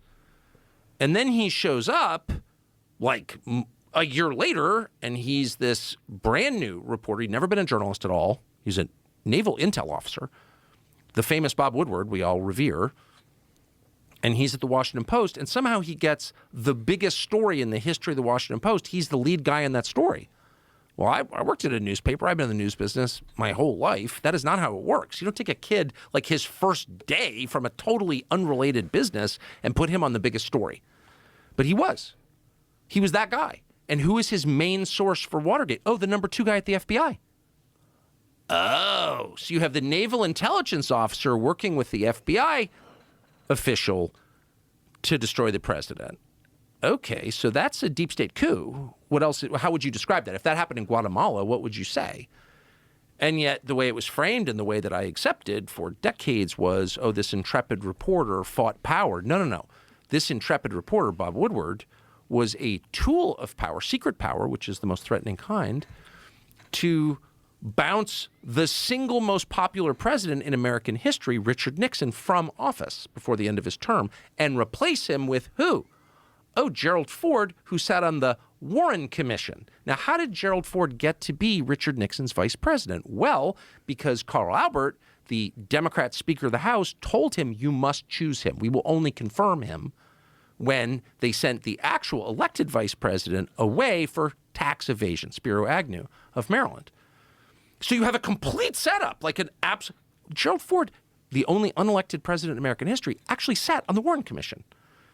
Something else that I accepted at face value until I looked at it and I was like, that's completely insane. You didn't want to interview Jack Ruby in your investigation of the assassination? Okay, you're fake. Yeah, he was on the Warren Commission. And so, sorry for the long story, but the point is, like that happened in front of all of us, but the way it was framed cloaked the obvious reality of it. The people who broke into the Watergate office building, from which the name is taken, Watergate, I think it was 6 of them or 7 of them, all but one was a CIA employee. That's real. It's like, look it up on Google. So the whole thing, Richard Nixon was elected by more votes than any president in American history in the 1972 election. He was the most popular by votes, which is the only way we can really measure popularity, the most popular president in his reelection campaign. And 2 years later, he's gone. Undone by a naval intel officer, the number 2 guy at the FBI, and a bunch of CIA employees. You tell me what that is. Those are the facts. Those are not disputed facts. That's not crackpot shit. That's just look it up. So why did they want to get rid of Nixon? There are a lot of theories on that. I mean, first of all, we don't need to know motive to know what happened. They, meaning unelected federal employees, got rid of Richard Nixon, which is the most anti-democratic way to make a leadership change that there is. Okay? I should just say at the outset, I actually kind of believe in democracy. Obviously, it's not working well. Obviously, it's ending globally. There will never be another liberal democracy, unfortunately. But I'm attached to it because I was born here. I really believe in it, and it's better than any other system. So that's why I'm pissed. What was their motive? There are a lot of theories on this. There's an amazing conversation. It's on tape between Richard Nixon when he was still president. I think it was in 1973. And I think it was Richard Helms, the head of the CIA, though I may have fucked that up. But it was the head of the CIA. And I think it was Helms. And Nixon says, I know why they killed Jack Kennedy. So Nixon was a student of history, obviously a flawed and complicated person, but a very, very smart person. And he was really interested in why this guy who'd been president, just one president before him, was murdered. And he didn't think it was a lone gunman who was mysteriously assassinated 2 days later by another lone gunman. Like, it's so obviously bullshit. And he knew that. And he said to the CIA director, who, and you can listen to the tape, it's on the internet, is totally silent on this question. So I think there was the impression, I don't think I know, that Nixon understood that the bureaucracy was really in control of the country. It wasn't elected officials. And that's a massive threat because it's true. That's good. So, Dude, Yeah. that's all media. Yeah. All media takes their slant and their angle and decides they're going to dictate it their way, as opposed to I don't even know. I don't even know of a journalist that. I mean, no one. There's no one that sits objectively and watches anything anymore. No, not in mainstream media. No, absolutely You saw not. what they did with the photo of that kid who got shot, that Preddy guy who got shot in Minneapolis? MSNBC doctored his photo and made him better looking, fixed his teeth, squared his jaw, gave him a tan. You haven't seen it? No. Watch. Please pull that up. We showed it yesterday, but we'll show it again today, the before and after. It's in the text that I sent you. It's fucking crazy. Look at the difference. What? Yeah. It's him on the left. He looks like Ari's brother. On the right, he looks like some fucking handsome CrossFitter. Like, look at the difference. Look at the teeth. Look at the nose. They shrunk his nose. They widened his jaw. They shrunk his chin. That's crazy. They decided he was too ugly to be sympathetic towards. So then, man, this kind of bums me out. That I always kind of had hopes up that if I turned on the news, I'd hear some objective rant or some objectiveness of anything, but there's none. Yeah, you got to go independent. You got to go to Glenn Greenwald and Michael Schellenberger and people like that, Matt Taibbi. You got to go to independent journalists. They're the only ones that are going to give you the real deal. People that are connected to giant corporations, that their jobs distribute the news, they're not going to give you. They're going to give you a narrative that's approved. Who was Deep Throat? Because Deep Throat was exposed. They did eventually expose Deep Throat, and it's even more shocking when you find out who Deep Throat was. I saw the movie. That's a different movie. Oh, That's good about one. sucking cock. That was a good one. Well, the That name was my Deep insight. Throat was because in nod to the movie. Oh, for real? Yeah. The movie came out first. Deep Throat was W. Mark Felt, the number 2 official at the FBI during Watergate, who secretly provided key information to Washington Post reporter Bob Woodward. So the FBI was involved in the break-in. The number 2 official at the FBI was the guy who was providing information under the name Deep Throat. So the FBI did it. They did the whole thing. Is that your phone? Yeah, I'm an old man, Joe. I'm an old man. FBI. It's the FBI. You said FBI too many times. Who's calling you when it's on Do Not Disturb? It might be the FBI. Spam risk. Should I answer? No. Why is it? I don't understand. You put it on I put it on Do Not Disturb. I have no idea, Joe. I'm old. They're hacking it. I'm fucking. They probably do. That's a weird ring, though. It's an old man Odd ring. choice. Because my wife doesn't answer her fucking phone, so I turned her ring to that, so she changed my ring to that. We're two old fucking people. That's so then hilarious. what's the fix? How do I trust anyone? You have to trust independent news, independent media that's not connected to any corporation. Because as soon as you're connected to a corporation, you're connected to advertisers. As soon as you're connected to advertisers, a giant percentage of advertisers on television is pharmaceutical drug companies, major corporations. So you have things that you're not allowed to touch. That's why you never hear anything in all the news about vaccine injuries. You never hear about all these people that are having strokes, all these people that the rise in heart attacks, the rise in myocarditis, particularly amongst young people, blood clots. You don't hear That's any what of that. we were talking about. I got Yeah. vaxxed like 4 times. Like boosters from W. Johnson. And that's the first thing they say when they start looking at blood clots. They're like, "Did you get vaccinated?" And I was like, "Yeah, 4 times." Even doctors like, "Fuck, you didn't need to do it 4 times." Yeah, well, I don't know why you did that. Because you had to get into a goddamn concert. You had to show Yeah, but fucking... you didn't have to have 4 of them to get in a concert. I had a TV... first one was real early. Like, I got it when you were gotten canceled for getting it. Mm-hmm. They're like, just Mexican people. And I just went in with a mask on, like, hola. And got a fucking shot in East L.A. because I had to go shoot a movie. Oh, wow. They're like, do not show your fucking face. And I was like, I won't. Why not show your face? Because it was back when it was like, it was just, what was it? Not needy workers. What is it called? Remember the first round of support workers? It was like people you need in the country, you know. Right. And essential workers? Yeah. And then I was shooting a movie, so they got me a pass to get a. Oh, so you got it when you weren't supposed to get it? Well, yeah, way early. Way early. Interesting. And then I got it. I had to get it again in Serbia. For a movie? And that's when they made you get it again? Again. Yeah. And then I got it when I came home, and then I got it one more time. Mo Amer told me he had to do it. He had to get boosted before they let him do his Netflix series. Yeah, that makes sense. Doesn't even make sense. Like, why? Meanwhile, he'd had COVID. He'd recovered. He had COVID when we were all doing those concerts, when me and Chappelle and him and a bunch of other guys were doing those pandemic concerts. He got COVID. So there was no reason for him to get boosted. I got boosted 4 times. I got COVID 11 times. God. Like what? I mean, it's like fucking. It's so crazy. It's crazy. I had COVID when I was shooting Free Bert. Jesus. I gave it to a bunch of people. They were like, "You got a cough," and I was like, "It's fine." Do you want to get tested? I was like, "No, I'm not getting tested." What the fuck? It's like my wife asked me to wear a condom. I was like, "We're good, guys." And then I gave it to one of the dudes, I think. And the dude was wearing a mask. He was the only one that got it. Yeah. Shout out to my buddy. Well, he probably had gotten boosted a bunch of times. I should tell everyone to watch Freebird on Netflix. I should say that, but keep going. Can I tell you something I'm obsessed with, and I've been dying to talk to you about? So like, I've been watching a lot of UFC lately, and I want your perspective because I'm thinking of this globally. Like Jordan. They compare Jordan and LeBron James, right? Right. And they compare Tom Brady to Joe Montana.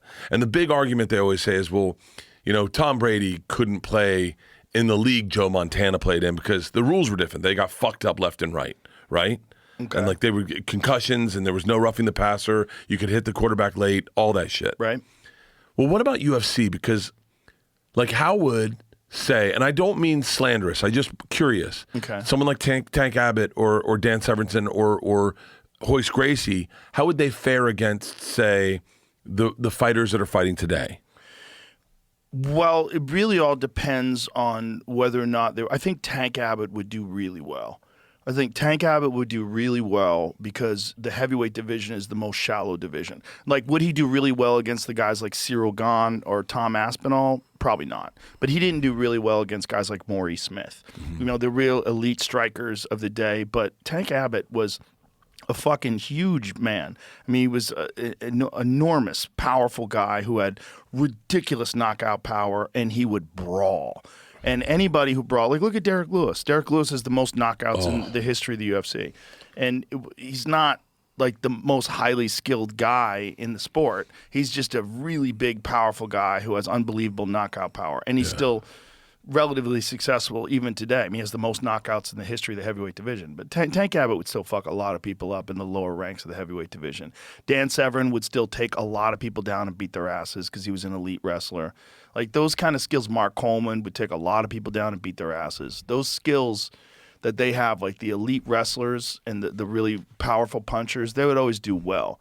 Hoist Gracie, if he was fighting in the UFC, he would be fighting without a gi. So that would be different, right? So he relied on the gi a lot because he would get a hold of guys and they would grab the gi like instinctively, and he'd be like, "Great!" Like that's what he wanted. And then once it went to the ground, I mean, it was like a man and a child. Like his jiu-jitsu was so good, and for the time, no one even knew jiu-jitsu. So he was a black belt against white belts, and he was just tapping out everybody. Yeah. Nobody had a chance. In this day and age, that's just not the case anymore. Hoist Gracie still. If he was alive today, or not if he was alive today, of course he's alive today. If he was competing today, if he was a young man competing today, he would still give hell to a lot of people in an appropriate weight class if it went to the ground because his jiu-jitsu is so good. His striking was always a means to an end. His striking, he would go at a distance, he would kick at your legs, but his whole thing was about closing the distance, getting you to the ground, strangling you, getting you an arm bar, tapping you out a triangle, jiu-jitsu. So he was a pure jiu-jitsu fighter. And if it went to the ground today, he would still give real problems to a lot of fighters because he was that good. He was that good on the ground. Yeah. And today, with the difference in training partners, he'd be even better. Yeah. I'm reading this book by Wright Thompson. You know that dude? He wrote Pappyland. No. But he's talking about Jordan in this book and how at 50, Jordan had a hard time like going to the next phase of his life. He still was like, what if I put him on? What if I want to go, you know? Of course. He's a champion.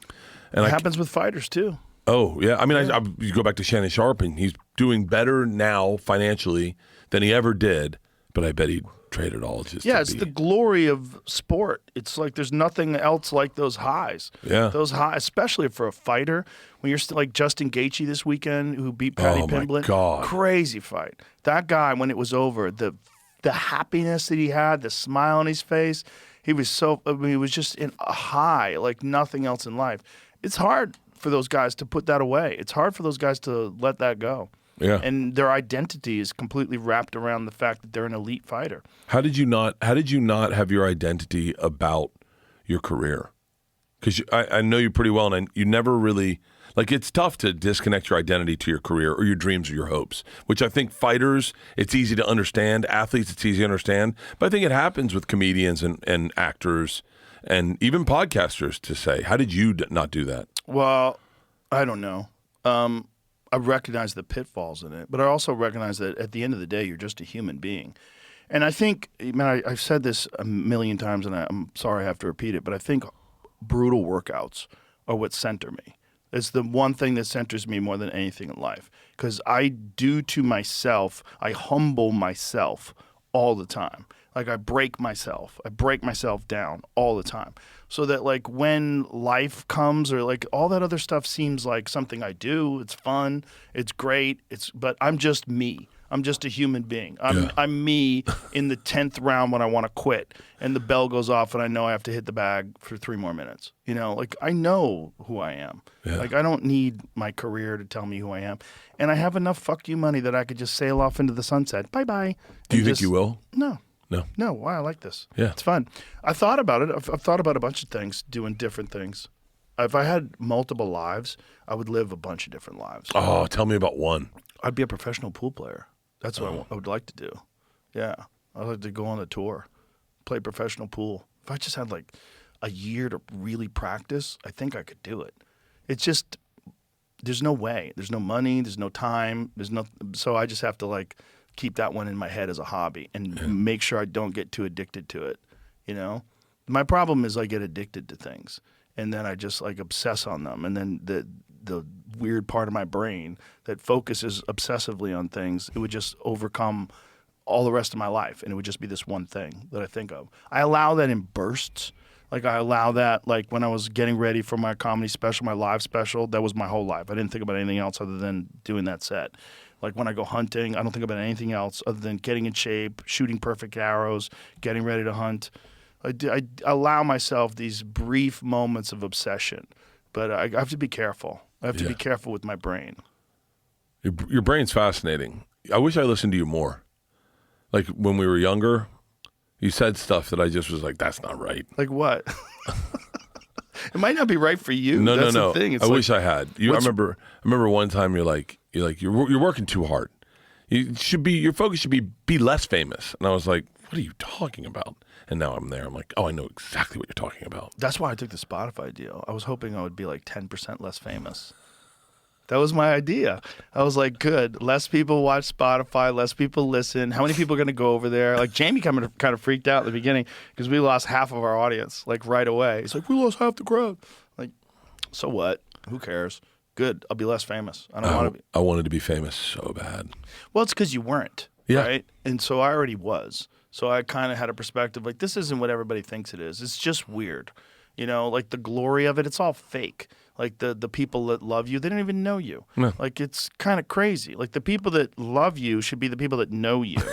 You know, that's a good thing. If the people that know you hate you, but the rest of the world loves you, then you're in an Ellen position, right? You're in this weird position where you're a fake person. Yeah. Where everybody thinks you're one thing, but you're actually another thing. So the people around you don't like you. And then when the water breaks and everybody starts talking, all the staff start talking shit about you and you realize like, oh, she was a monster, you know? So I think I had the benefit of having some fame to realize, like, oh, this is not. Also, I think about things a lot. I don't just accept things for what they are. If something's happening, I'm like, okay, but what is this really? Yeah. What is this really? You did listen a little, because I remember the one time I called you when you were on a motorcycle in Vietnam. And I was like, bro, you got to quit that job. And you're like, what? And I was like, you're a funny comic, man. You're a funny dude. You're great on podcasts. You don't need to do this. Like, the world's changed. This is holding you back. Thank God. Thank God. You know, it's like I always say, like, thank God I had the right people in my life at the right times. Because there's so much about, like I'll tell you, like, you know, with the blood clot thing, they said, you know, I never, every time I got sober, it was always to, like, just prove I could get sober for a month, you know? Right. And just be like, I'll take a break, get healthy, get good blood work, I'm back at it. This is the first time I've ever looked at it like I never looked at how often I was disrespectful to my health. Like, how often I was like get in the airport and be like drinking at 6 a.m, like, fuck it, you know? And then I go, and now that I'm forced to fly sober, I get in the airport and I go, I'll have egg whites. Egg whites, you need the yolk. No, you can't have too much iron when you're on blood What? thinners. Yeah, no, Oh, so God, this whole you fucking can't have thing's a too much nightmare. iron. But they said sober for 6 months, and then I had a really interesting conversation with my trainer and with Leanne over this conversation. They were like, you know what's so funny is they don't see my lifestyle is partying and everything is disrespectful to my health because I work out, because I get blood work, because I'm sober for every now and then. They were saying it's disrespectful to people that just say online and scroll and don't live their life. That's what's disrespectful. Well, how so? Like if you're just like, you come home and you lock into video games and you don't go out and you don't really connect with people, and then you wake up and you scroll for 3 hours and then you light a cigarette and you go to work and you come home and you play video games, you're not living your life. And they're like, Leanne was saying the other day, she was like, you know, don't like get excited to start drinking again, but make sure that you can measure that, you know? Get excited to start drinking again is a wild thing to say. Oh, I'm looking But how forward. is it disrespectful to people that are watching you? No. I I meant, you know, people that aren't living. Like people that are leaving comments and like shitting on girls skateboarding, going, you should wear a bra, whore. Like guys that aren't living their life and not spending their time out with family and living their life. So what's disrespectful to them? I'm lost. You said it's disrespectful to them? No, they're disrespecting their own life by not living. Okay. By not getting in the gym, not Right. going out, not going and having dinner with your wife. So how is your life, you disrespecting your health, doing anything to them? No. I think I was just two parallels. Like I was looking at health, thinking in hindsight, like how many times I just, you know, burned the candle at both ends. Didn't think like how fragile life actually is. Oh, you yeah. know? Well, Like- you're very durable, unfortunately. That's part of the problem, is you were able to do that and show no bad health markers. Like, you were drinking all the time. Yeah. You got your blood work done. Your liver's fine. You're like, look at this. It's great. Like, I remember you were super nervous, like, when you first started getting blood work. But then you're like, it turns out it's fine. Yeah. Yeah, you have great genetics, you know? But I think now I go, man, I'm like, my grandfather died at 53. And I'm 53. And I go, and then you start seeing people die. And you're like, shit, man. Yeah. Like this blood clot scared the fuck out of me because people die from this. They die from it. It's not. Yeah. It's no joke. And then you're like, well, fuck, that was just me flying. Did they make you do a D-dimer test? No, I don't know what So a that is. D-dimer test is when they test your body for clots, for microclots. So apparently a lot of people that have got a ton of boosters Yeah. they have microclots. And this is one of the things, there was a Canadian doctor that was one of the first guys to get canceled for saying that the vaccine was causing clots, because he was one of the first guys that was doing a D-dimer test on all of his patients, and he found out that his vaccinated patients, the vast majority of them were having these microclots all throughout their system. And it was being caused, in his opinion, by the vaccine. And boy, eventually his business wound up getting burnt to the ground. He lost his medical license. He lost his practice. It was a crazy story. And he was right. He was right. And now it's pretty mainstream, like that discussion of it. And, you know, even doctors who used to prescribe boosters don't prescribe them anymore, which is kind of crazy. Yeah. Like at what point in time, like the people that used to say you need to get your booster. Well, how come you're not getting boosters anymore? COVID's still around. Those people aren't getting boosters. No one's getting boosters anymore. None of those people are. Are they Why? saying that we have a 'Cause- higher antibody rate now? Is it, like, why is COVID not as dangerous today as it was then? Well, the thing that happens with viruses is they become less potent but more transmissible. And that becoming more transmissible allows the virus to spread, and being less potent means it doesn't kill the host. So it's actually better for the virus to be more transmissible but less potent. And that generally happens in time when people develop antibodies and people develop, like a resistance to it. So what happens is the virus just becomes easier to transmit but less potent.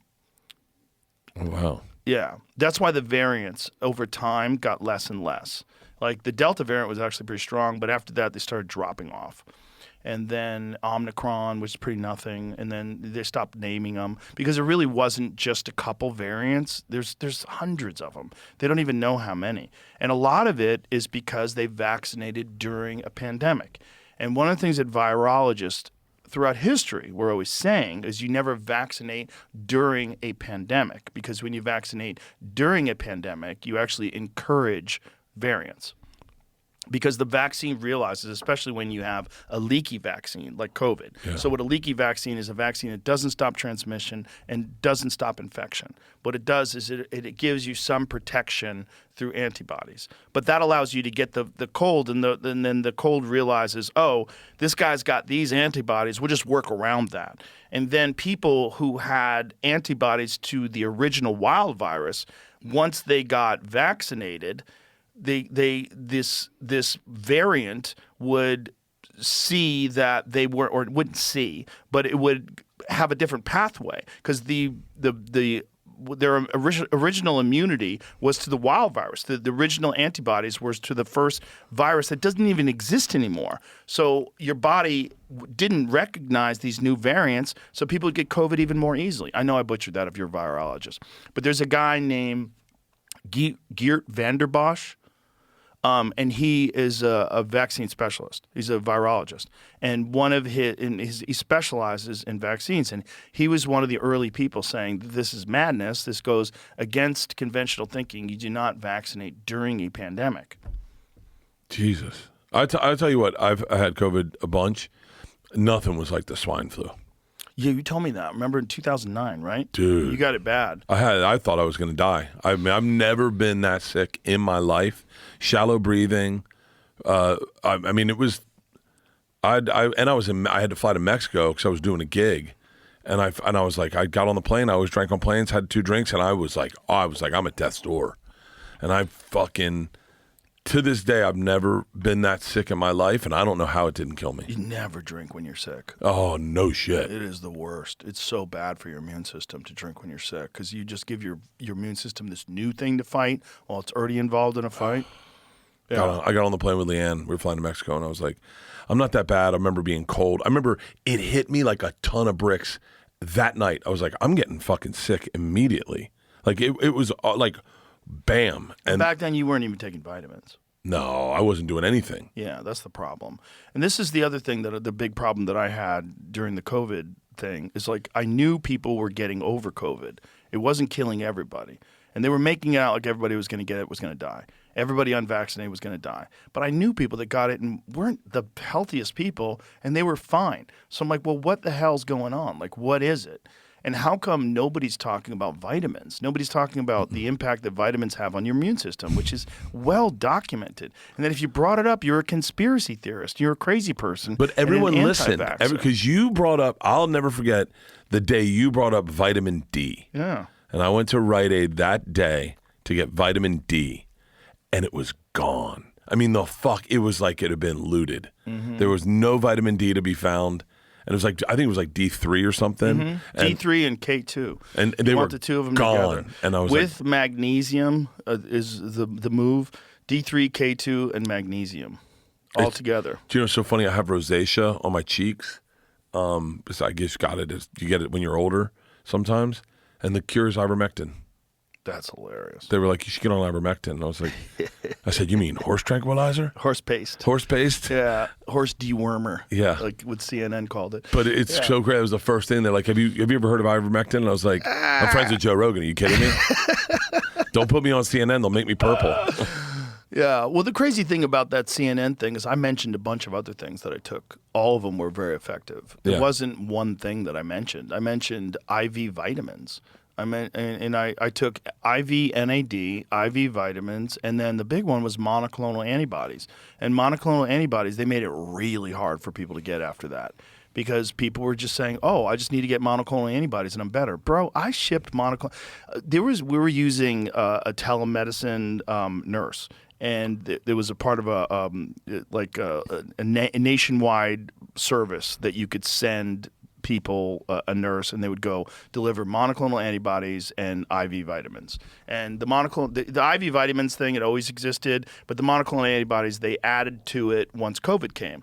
And I can't tell you how many people that I sent nurses to, people that I didn't even know, people that were friends of friends, my mom's friend, and I'd say, give me the address, tell me who they are, and I'll send it to them. And I paid for all of it. And I did it to like at least 100 people.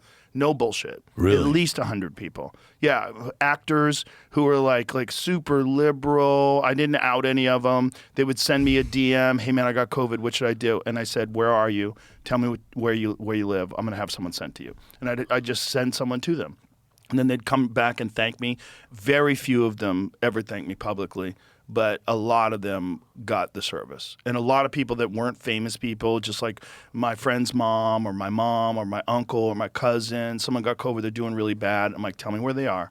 And I did it, I'm not lying, I did it to like 100 people. I spent a lot of money doing that. How much would something like that cost? Thousands of dollars. For real? Yeah.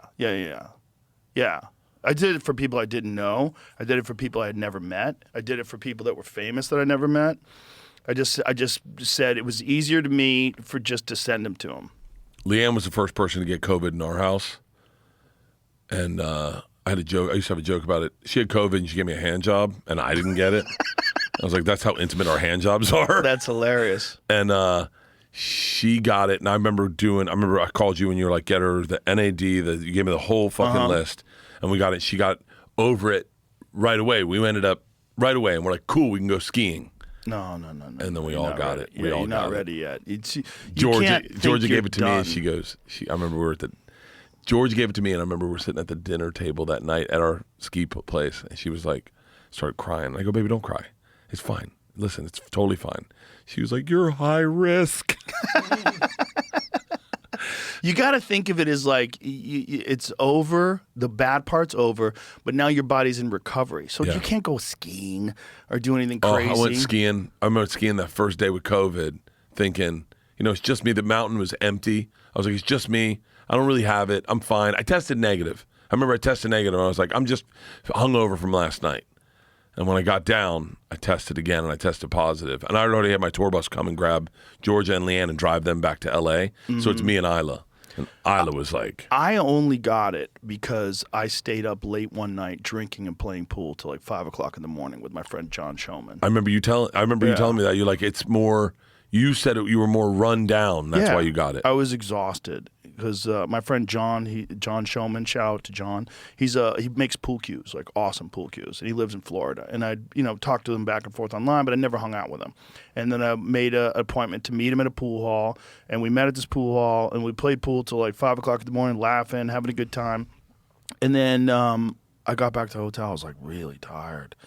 I was like, boy, I fucked up. I went so hard. Like, we were out, and I had a bunch of margaritas, and it was late. It was late at night. And then in the morning, I just felt like shit. I took a hot bath. I felt like shit. I had a gig that night. I did a gig that night. I did an arena with Tony Hinchcliffe and Laura Bites. We did an arena in Florida, and then I flew back home. And on the way home, I was cold. I was like, God, why am I so cold? Is this airplane cold? And then when I got home, I told my wife, I'm like, I'm not feeling good. I go, I might have COVID. Maybe you should sleep in another room. Because she had gotten COVID and gotten over it. Which, by the way, when she had it, I fucked her. I didn't even think about it. I was like, I'm trying to get it. I never got it. My whole family got it.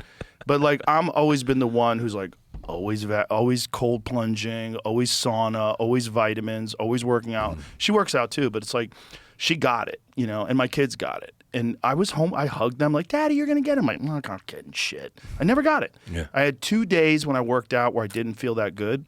So when I worked out, I just took it light. I just went through the routine like nice and easy, not pushing myself. And then the next day, still don't feel that good. Nice and easy. And then the third day, I'm like, I feel pretty fucking good. And I went pretty hard. I'm like, feel great. And then it was done. I never got COVID. And then that one time I got it. And then I didn't get it that bad. The one day I felt like shit. I got all the meds. And then, a couple days later, I made that video. And I put that video up. But that was honest. I was like, I got COVID. I got all this medicine. I feel better now. They didn't like the idea that this healthy person was saying you could get over this. And also a healthy person that's in their 50s was saying you can get over this and you don't need this radical experimental medicine that they're trying to push on people. And so that's just another example of the mainstream media that's not there for the news. Because if they really were there to inform people, they would say, well, what did he do? What's different about him? Because they're fucking compromised. They're all compromised by the people that pay their advertising budget. The amount of money that pharmaceutical drug companies spend on mainstream media is fucking preposterous. And they don't do it because they're trying to convince people to sell drugs. They do it specifically because they don't want those media organizations to criticize any vaccines or any pharmaceutical drugs. Wow. You never hear them talking about, there's no mainstream big media stories about side effects of some sort of new medication. And if there is, it's because that company is probably about to go under and a new company is asking them to talk about it. It makes me, I've always said, and people think I'm a fucking idiot, but I don't trust sleep apnea machines. Well, sleep apnea machines work. I know, but I think they overdiagnose sleep apnea machines because there's a kickback. There's got to be a kickback. Well, there probably is. There's look, sleep apnea is a real thing, and it's really fucking dangerous. But is it people die. Everyone's got it. Well, not everyone has it. A lot of people snore, but there's ways around. There's mouthpieces you can use to keep your tongue from closing your windpipe. You know what I do? I put a mouthpiece in, and then I use mouth tape. I've been using mouth tape. A hostage tape? I use that stuff. I put it over my mouth and I sleep and I breathe through my nose. And I feel so much better when I wake up. I mean, significantly better with less sleep. Like if I have 5 hours sleep with hostage tape, I feel better than if I have 8 hours sleep without it. Really? 100%. See, you feel different. I don't know why. I'm sure. Okay, let's find out. What is the science behind breathing through your nose while you sleep? Why is it better? Like, what is the science behind it? I don't know what the science is, but I know that a bunch of health experts, they recommended it to me. I was like, tape my mouth shut? That sounds so stupid. Yeah. I did it, and then the first night I did it, I woke up and I'm like, whoa, I feel great. Like, I feel significantly better. And now I do it every night. So I put a mouthpiece in, and then I put the hostage tape over my mouth. So the mouthpiece just holds your tongue in place? Exactly, because I have a big tongue. I have a big tongue and I have a big neck. The problem is when you have big neck muscles, like football players, most of them have sleep apnea because all those muscles, they constrict the walls of your throat. So like there's all this tissue that didn't exist before, and then you have this fat tongue. So I can't sleep on my back. If I sleep on my back, it's like that's me. Yeah. Okay, breathing through the nose during sleep offers key health advantages over mouth breathing. It filters and conditions air for better lung efficiency and promotes deeper rest. Nasal passages filter dust, allergens, and pollutants while warming and humidifying air, protecting the airwaves from irritation. This reduces dryness in the mouth and throat common with mouth breathing. I got that. I wake up, my mouth's so dry, my tongue's like a finger. Reduce snoring and sleep apnea risk. Nose breathing keeps the tongue positioned correctly against the palate and jaw forward, maintaining an open airway that minimizes snoring and sleep apnea episodes. Mouth breathing allows the tongue to fall back, obstructing airflow, which definitely happens to me. Improved oxygenation. Oxygenation and relaxation. It boosts nitric oxide production for better oxygen uptake and blood flow, supporting deeper sleep cycles and parasympathetic nervous system activation for relaxation. This leads to fewer awakenings and higher sleep quality. Look, for me, I know for a fact it helps for a fact. For my personal feeling, when I wake up in the morning and I tape my mouth shut, I feel way better. Really? Yeah, like way better. I snore like crazy, but I don't notice it. The only problem is you have a beard, so the tape will slip off with a beard. Maybe I'll just get denture cream and put it on my lips. You ever do that? We used to do that. People when they were sleeping. Squeeze your lips together without. How do you open them then? Oh, you can't. Oh, Jesus. When people Christ. would pass out in how our do you- fraternity house, we put denture cream on their lips. Oh, boy. And then they wake up like, Oh, it's that's fucking terrifying. Terrible. That's Dude, terrible. so Don't wait, do that. I'm still kind of stuck. I'm still stuck on this concept that with corporate money, we lose not as much freedom of speech as freedom of opinion. Well, you lose objective reality from people that are supposed to be giving you information, right? So they're not giving you reality. What they're giving you is a filtered narrative that has been promoted by major corporations that have a vested interest in profiting off of this narrative being pushed forward. Like, if you don't get the vaccine, you're going to die, right? Yeah. That was a big one. And that was why they attacked me. Why they attacked me was because, like, I showed that there's something different. Like, oh, look at this healthy guy who's in his 50s that's really obsessed with health, works out every day, and look how quick he got over COVID. Well, this isn't this thing that we're pretending it is. Yeah. We're pretending it's the plague, and it's not. It's like a bad flu. And again, for me, it was like, and look, I've done this for, like I said, I did it for a lot of people, but just IV vitamins. I've sent people to people. I did it for Bill Burr. Bill Burr was here, and he was sick, and he was coughing. And this is like long after the pandemic. It's like 2024. And he was doing a show, and I came to visit him. He's like, I can't get over this cold. I go, listen to me. I go, I'm going to give you this number. I'm going to give you these people. You're going to get a hold of them and schedule an IV mega dose vitamin trip. You want high doses of vitamin B. You want high doses of D. You want high doses of C and zinc. You want all those things together, and I guarantee you're going to be fine. So he was sick for weeks. He couldn't get over this fucking cough. He calls me like a day later. He goes, dude, I can't fucking believe how good I feel. He goes, Dr. Joe Rogan, I'm calling you every time I have a problem with this again. And look, I did the same thing for Dana White. When Dana White had COVID, he threw some eucalyptus on the rocks in his sauna and he couldn't smell it. And he goes, oh my God, I got COVID. He goes, the first thing I did is call Joe Rogan. He called me up and I said, I'll set you up. We're going to get you monoclonal antibodies. We're going to get you this. We're going to get you that. Boom. 1 day later, he's better. That's the reality. It's like your body needs tools to let your immune system function at its optimum. And one of the best tools is nutrients. Yeah. Vitamin D is amazing for your immune system. And it's not just a vitamin, it's a hormone. And it's a hormone that we don't get because we're not in the sun enough. That's where the best way to get vitamin D is sunlight. The second best way is supplementation. And it's really easy. You just take vitamin D supplements, and take it with K2, which makes it absorb better. And I take it also, again, with magnesium. And do that. And I also took zinc with, what is that stuff called? It's an ionophore. Quercetin. So I take zinc with quercetin. Quercetin aids in the zinc absorption in your body. I take all these different things. But I'm on the ball. I know what I'm doing. Yeah. But they didn't say that. They said he's taking horse dewormer because they were trying to shame me and they were trying to make it look like I was a fool and they were trying to turn all these people that were terrified about dying from this plague against me. Is that what's happening? I mean, I'm a little obsessed lately, at like the money behind podcasting and podcasting kind of changing. Like podcasting has gotten a little more corporate where I feel. I don't know if you see it. In what way?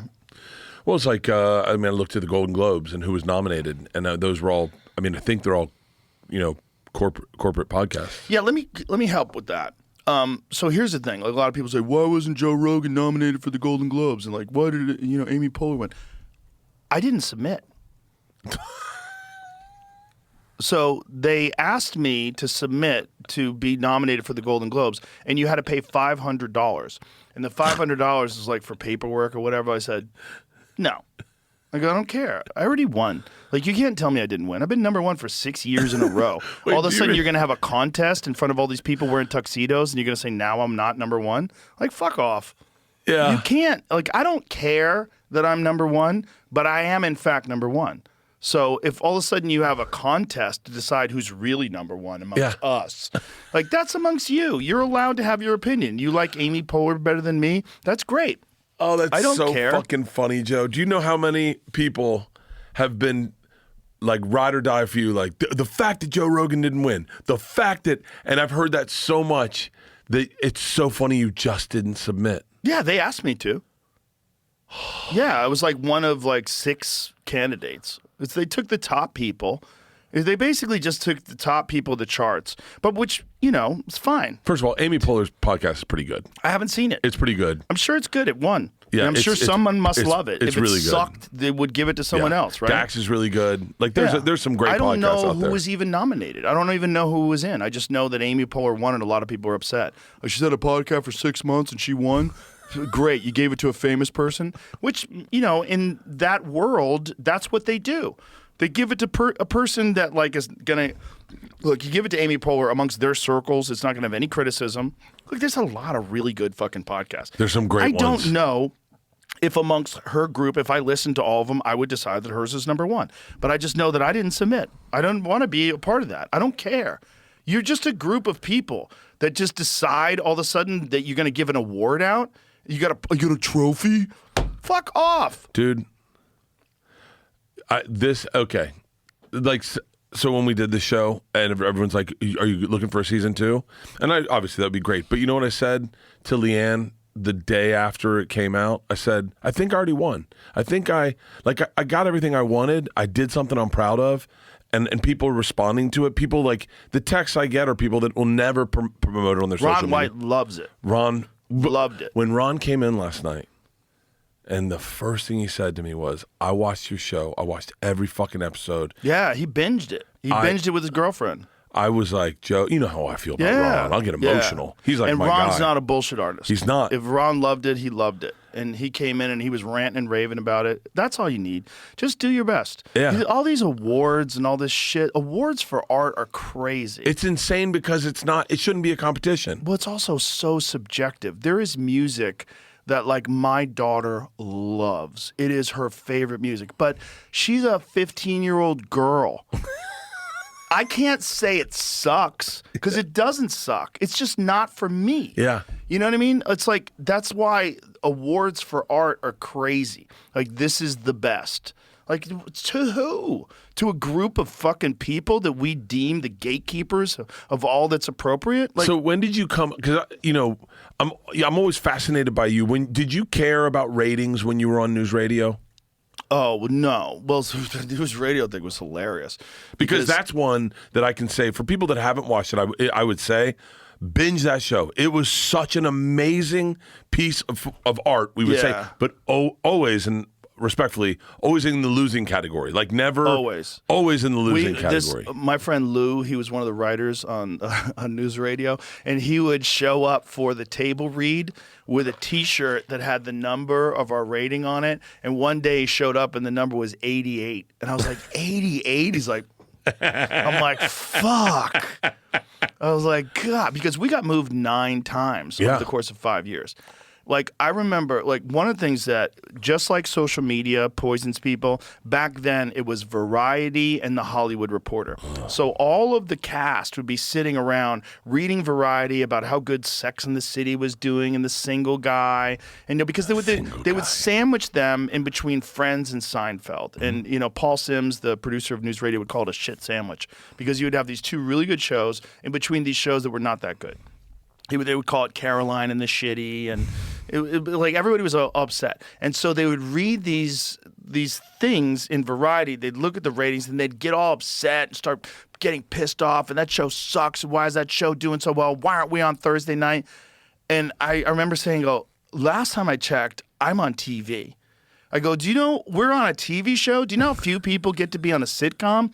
I go, yeah, we're not number 1. Well, good. Then no one knows who we are and we get to be on TV and we get to have fun. And some people enjoy it.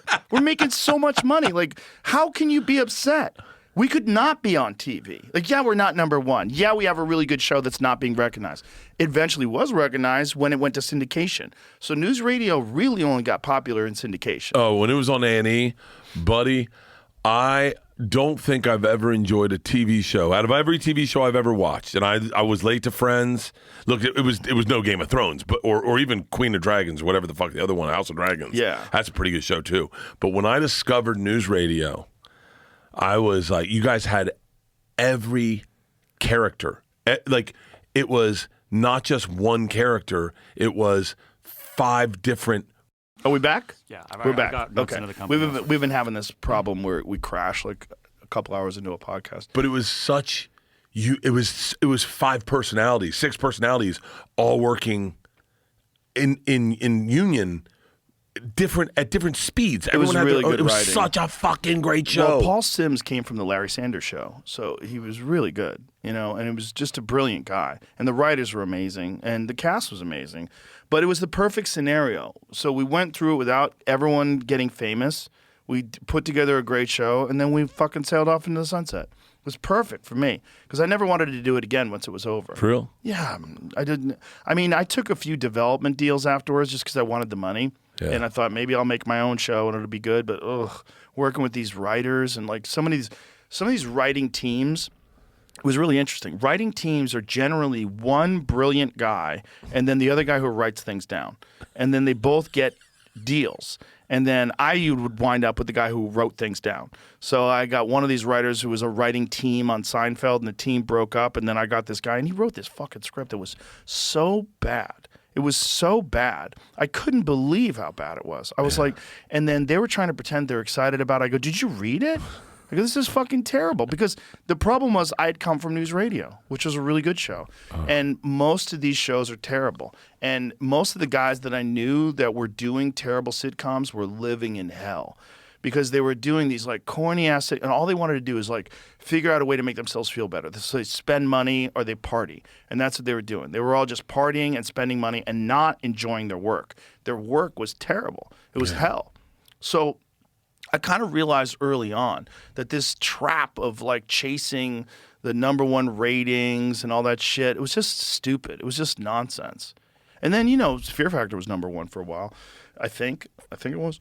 It was hugely popular, whatever it was, and that was weird too. It was like, well, that's also strange. Now That was a people want game to talk changer. about it, and everybody. It was just like this thing that was everywhere. It was very strange. This is how you can tell how big a show is. Tell me if I'm wrong. I can remember what night it aired. On Monday nights? Fear Factor? Was it Monday nights? I don't remember. I think it was Monday. I don't remember. I remember The Fresh Prince of Bel-Air was Monday nights.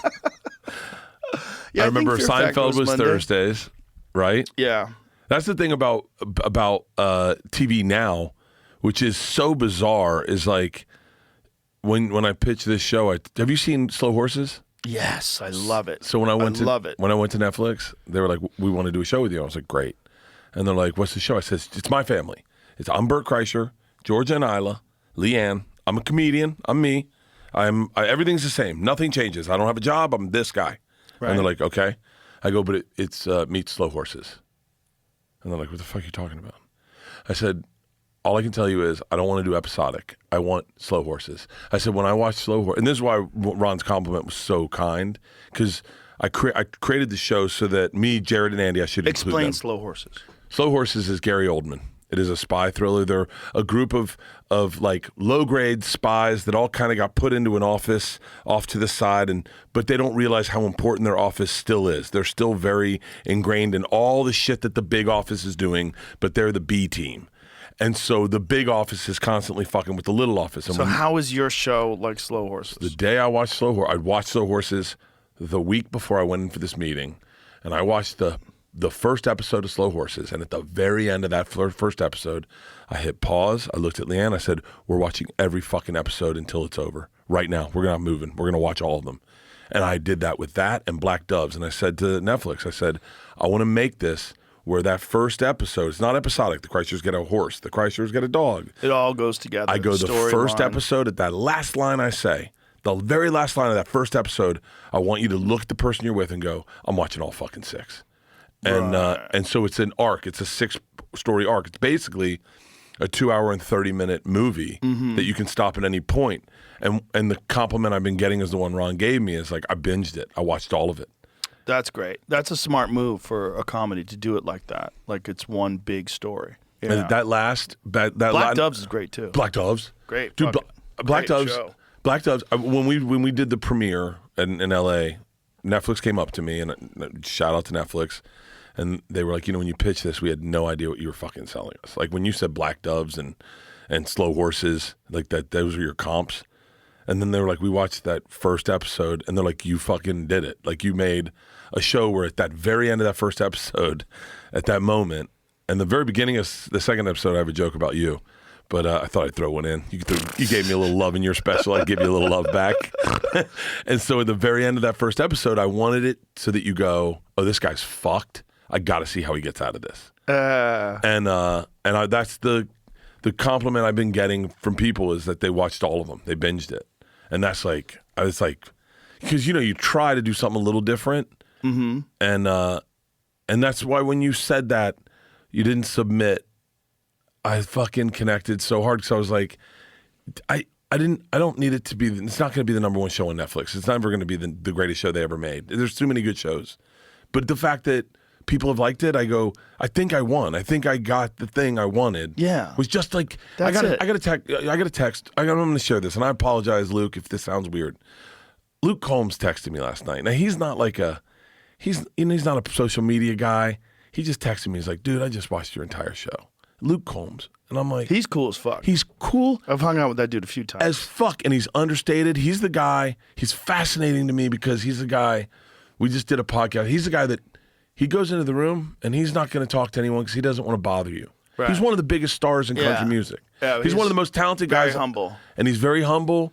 And he's like, I did the CMAs and I saw him and he stays to himself. He doesn't. And I was like, wow, what a slick dude. And he's like, no, I'm not trying to be slick. I just don't want to bother anybody. Yeah. And so when Luke Combs texted me last night, I texted Leanne. I was like, can you believe, like, that's not the guy you think. Right. It's a real compliment, not from like a cheesy ass kisser. It's a real dude. He really, he's not lying. Right. Like, he really liked it. The first person to text was Chris DiStefano. And that's a real one. He's like, dude, you're a good actor. This is a great series. That was the very first text I got. And I was like, comics don't have to text. They don't. We don't. Like I texted Shane when I saw Tires because it was a game changer. I was like, this is fucking incredible, whatever. But when a comic texts you, you're like, that's okay. Like I didn't expect you to watch it. But Luke Combs fucking floored me. Luke Combs and Bradley Cooper was another one. That's awesome. Just do something that you enjoy and do your best at it. This idea of awards. Yeah.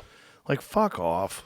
Fuck off with your awards. Like, that. It's like there's so many moments in history have been defined by these, like, goofy-ass awards. Yeah. Like, what? What is that? The only thing that's good is like if something wins an Academy Award for Best Movie, I go, ooh, maybe I'll see it. Like, occasionally. But you know what's better than that? One of my friends saying it's great.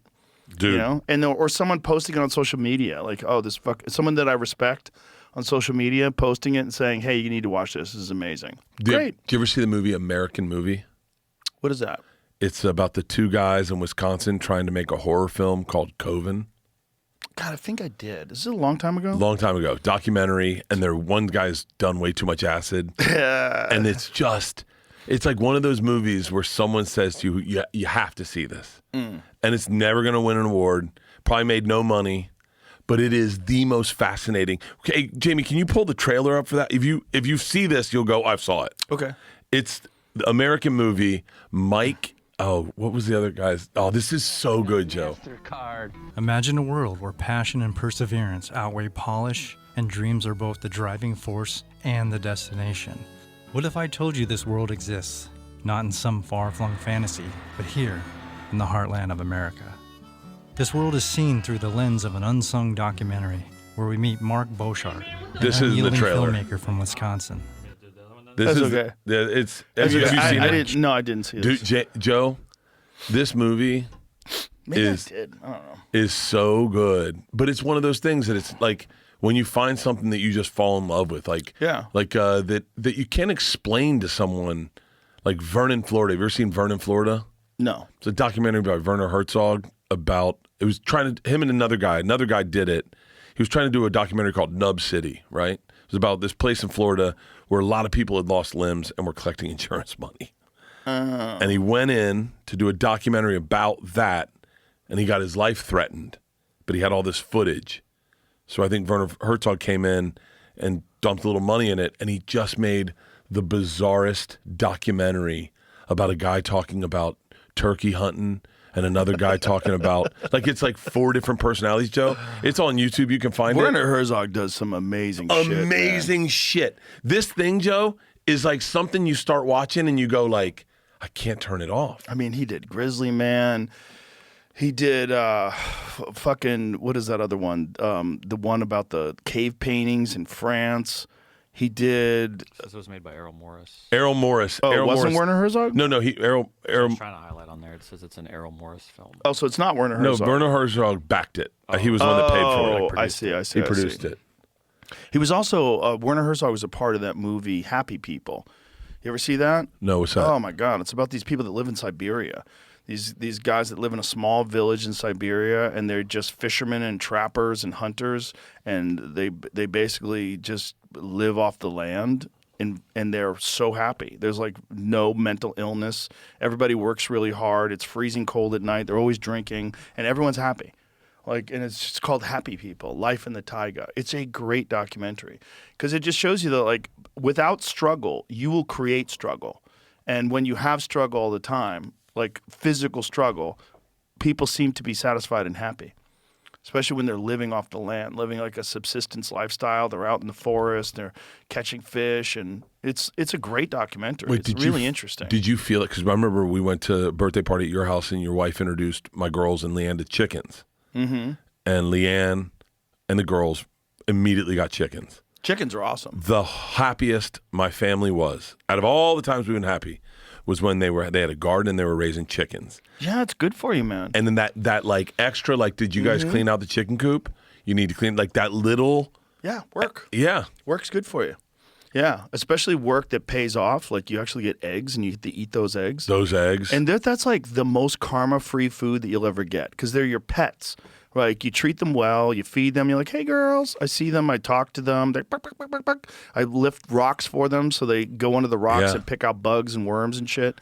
And they come near you. They, like, waddle over to you and you, like, you ready? You ready? And pick up the rock and they immediately go in there and try to get the worms and bugs and shit. And then you get these delicious, healthy eggs. Best eggs I've ever had in my entire life. Yeah. Yellow. Mm-hmm. Yellow. Double. I remember getting orange. Do you remember double yolks? Mm-hmm. You get double yolks. Yeah. Fuck off. But you know exactly how they're raised. There's no cruelty involved. You know how they're fed. They lay an egg every day. That egg is never going to become a chicken. You never, like, that's what I tell to all my friends that are like vegetarians that are doing it for, like, they're just kind people. They don't want an animal to die. I'm like, you don't have to kill an animal. Just eat eggs. Eggs have all the nutrients you need. Eat the yolk, eat the whole thing, and you'll be super healthy. Like, you can get all the animal protein that you need from eggs, and you don't ever have to worry about an animal dying. So wait, do you think then when you talk about, what was that, Happy City, is it Happy called? People. Happy People.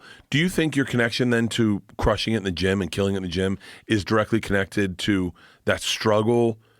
Because, like, the happiest I ever am is the second my workout's done, and I lay back and I just sweat.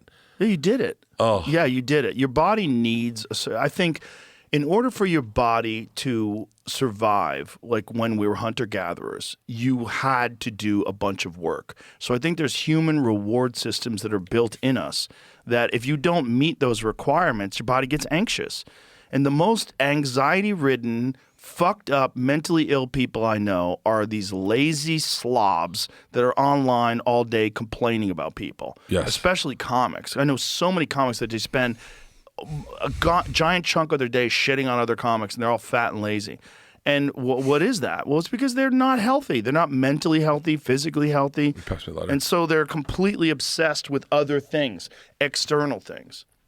You know, when we did that Sober October challenge, Tommy said it best because he was like, dude, when you work out, when we're all competing against each other to see who got the highest fitness scores, Tommy said it best, like, when you work out all day, it kills all that internal chatter. Like, you don't worry about things anymore. Oh, that what about this? What about that? That what about this? What about that shit is your mind thinking there's threats out there in the world because there used to be. Because you're programmed to think about, like, what's out there? What's coming for me? Is there a neighboring tribe that's coming over the top of the hill? Where am I going to get my food? There's all that stuff's built in as a human reward system. If you don't meet that human reward system, you're just doom scrolling on TikTok and Twitter all day and shitting on people like, fuck Whitney Cummings and Miss Rachel was in the air. They're just mentally ill slobs, all of them, and their opinion should be dismissed. That's why the idea of awards is so ridiculous. Who are these people that are giving you awards? They're all unhealthy people for the most part. They're all weirdos that are caught up in this fucking bizarre strange industry that rewards groupthink. Like, fuck off. Yeah, that's probably the happiest my mind was when we had the year we had the straps. Remember we had Oh, that, yeah, and we were a member of that Kansas City workout club or something. Yeah, we had to become the MyZone, fitness straps. Yeah, and I remember. I mean, like you have memories in your head where you you drive by a place and you go, God, I remember that. And it was one night I said I was going to run a marathon, and you're like, I'll match it. I remember we were all texting, and I remember getting up at it was like, put the girls to bed. It's 9:00 at night, and I go, I'm going to run until midnight. And I had just this one fucking mile loop, and I ran 8 miles that night, and I just kept running, and I cannot run down fucking Colfax. I can't drive down Colfax without thinking of me just going, one more lap. Just one more lap. Yeah. Those were fucking... Wearing yourself out's good for your brain, man. It's really good for your brain. I don't think we should do that again, because the problem with that is that lit up that weird part of my brain, that obsessive part of my brain. And my wife asked me never to do that again. She's like, because I was like super serious. I got like really into it. And it just became an obsession. Yeah. It's a dangerous part of my own brain that I can't entertain too much. Because I think that's the part of my brain that was formulated in my competition days, where it was like my thought was, like I would go to because I had keys to the school, so I'd go and train at 2:00 in the morning because I knew nobody else was. I knew everybody else was asleep. So I'd go there. I'd drive there by myself and unlock the doors and start training at 2:00 in the morning because I knew everybody was asleep. Yeah. That made me feel better. Like, bitch, while you're sleeping, I'm in here. Where did you put that competitiveness? Because I shelved my competitiveness. I don't have it in comedy. I have a competitiveness with the industry that I felt ignored me at times. Like I want to prove things. Like I did Fully Loaded because I never got on Oddball. Mm-hmm. And so I created that festival. I remember I was with, we were at the Forest Hills Arena or whatever, the outdoor stadium. Someone's like, wow, this is crazy. Can you believe you did this? And I went, yeah. And they're like, what made you want to do this? I go, because no one would ever invite me. And then they were like, wow, that was more of an answer than we expected. But and so there's a competitiveness with me internally, but I was very competitive as an athlete, like unhealthy. And it was gross. How was it gross? Like what sports? Anything I did. Well, I think that's Michael Jordan, right? When you're talking about Michael Jordan, he was the most healthy. Michael Jordan and Kelly Slater, the two ones, Tiger Woods, that I hear about, and I identify with the way their brain works, where I go, oh, I have that grossness, where I create scenarios in my head to go, that's it. I'm going to fucking... I'd build up a rivalry with... I have a guy that I think about to this day who played baseball at Tampa Catholic. His name was Israel. And I had a competitive... The guy didn't even know who the fuck I am. He never knew me. He was a pitcher. And I fucking... And I apologize, Israel, if you're hearing this right now. We were 16, and I had a competitiveness in my head. And my goal was to hit him, to hit a line drive right back in... And he was a pitcher. And he threw inside. And I crushed one off his kneecap. And they pulled him out of the game, and I stood on first base, and I was like, that's how it goes. Israel's 53 years old right now. That was your drive? That was my fucking drive. Your drive is to hit him with a line drive? I was That's so crazy. competitive. And so, when I got into stand-up, maybe because I saw that so many people were so far beyond me that I was like, well, I'm not playing their game, I guess, so I never had a competitiveness in stand-up. Well, you can't. Well, you could listen. You could. There's a good place for competitiveness. I mean, I'm competitive, no doubt, but I don't think about it in terms of like art.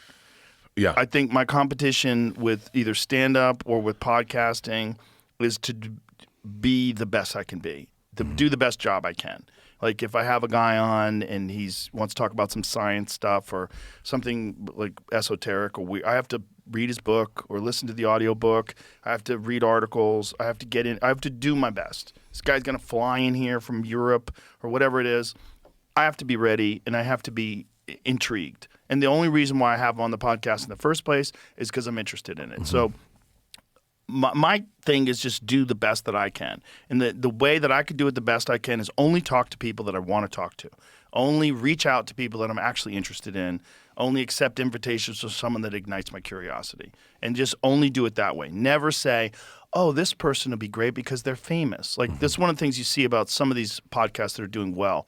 All of their guests are famous, right? Which is like a built-in cheat code. Like, let's see what this guy, and I have famous people on all the time, if I think they're interesting, if I want to talk to them. John Mellencamp. But I pass on a lot of famous people because I'm not interested in them. Yeah. Or because they were like really heavily pushing the vaccine during the pandemic. I'm like, fuck you forever. Fuck you. Yeah. There's a few people that have tried to get on. I'm like, no, I would have, before the pandemic, I would have been happy to have you on. But now I'm like, fuck you forever. Who knows how many people you caused to have heart attacks? Who knows how many people you tricked into getting that and they had a stroke? Who knows? Who knows? And they didn't need it, especially the people that already got COVID. You didn't know what you were talking about, and you just bootlicked. You bootlicked for the man. Like, fuck you. Like, that's it. But other than that, everybody else, it's like, who is it? What do they want to talk about? So I just do my best. You know, I'm competitive when it comes to playing pool, but really the pool, you're playing against yourself. You're playing another person, and the other person is but when you're playing, nobody can block you. Nobody gets in front of you. You're just trying to do your best. So it's all against you. All the competition is against you, which is why I like to work out by myself. I'm playing against me. You know, it's me. Yeah. It's whatever my inside little inner bitch is. I'm trying to squash that motherfucker down, beat his ass again, and then he's back again tomorrow. Every time I lift the fucking lid on that cold plunge, my inner bitch is like, don't do it. You don't have to do this. You could not do it, and we'll be fine. Like the other day, it was 22 degrees outside, and I had to break the ice off of the top of the thing because it was like covered in ice. I had to break the ice off because I could barely lift the lid off the fucking thing. So I had to knock off all the ice and then pick it up and climb on in. I'm like, fuck you. And it's like, it's fuck you to the inner bitch. Dude, it's like when you said, like I remember doing an interview with a guy when he was getting like, I got a Netflix special coming out. I'm going to go out on the road for the next couple of weeks. And I was like, couple weeks? Couple weeks. I'm gone. I'm not home for 1 month. The 1 month out, I'm in my bus every night doing stand-up. But 18 months out, I'm like getting obsessive. Ready. Yeah. I'm not shooting my next one until 2027, and I'm obsessive today. Last night I was like, I tried all my new shit. I was like, I got to find out if real people laughed at this. You know, like my fans, I think my fans are willing to give me an inch, you know? Well, they also know you. They know your story. Yeah. They know all the references. Yeah. But what's crazy to me is like me and you, I can't speak for the younger comics, but we were in a time at stand-up when competitiveness was the norm. It was because of TV, though, dude. That was what it was. It was like everybody thought they were competing for a very small amount of slots. And then what happened was the internet came along, and we realized that no, in fact, we're actually an asset to each other. Because we do each other's podcasts, we hang out with each other, which makes each other better. When we're all on a show together and you're killing and Tom's killing and Ari's killing, the more people are killing, the more we're going to do better because we're going to get excited about it. Yeah. And we'll be inspired. And so we became valuable to each other instead of competitive against each other. And if there was any competition that you were having with your friends, it was actually healthy competition because it just made you try harder. Like if Ari went up and did like when Ari did his Jew special, which was fucking incredible. That special was so good, it made so many people get inspired to work on a theme and write and like really try to develop something. Like look at what he did. He just like put together this fucking incredible special. Like it was really fucking good. And that kind of competition is healthy competition. It's inspirational. Instead of like saying, I hope that guy gets hit by a bus, fuck him. All these slobs that are on Twitter and that are talking shit about comedians and are angry about comedians, they have one thing in common.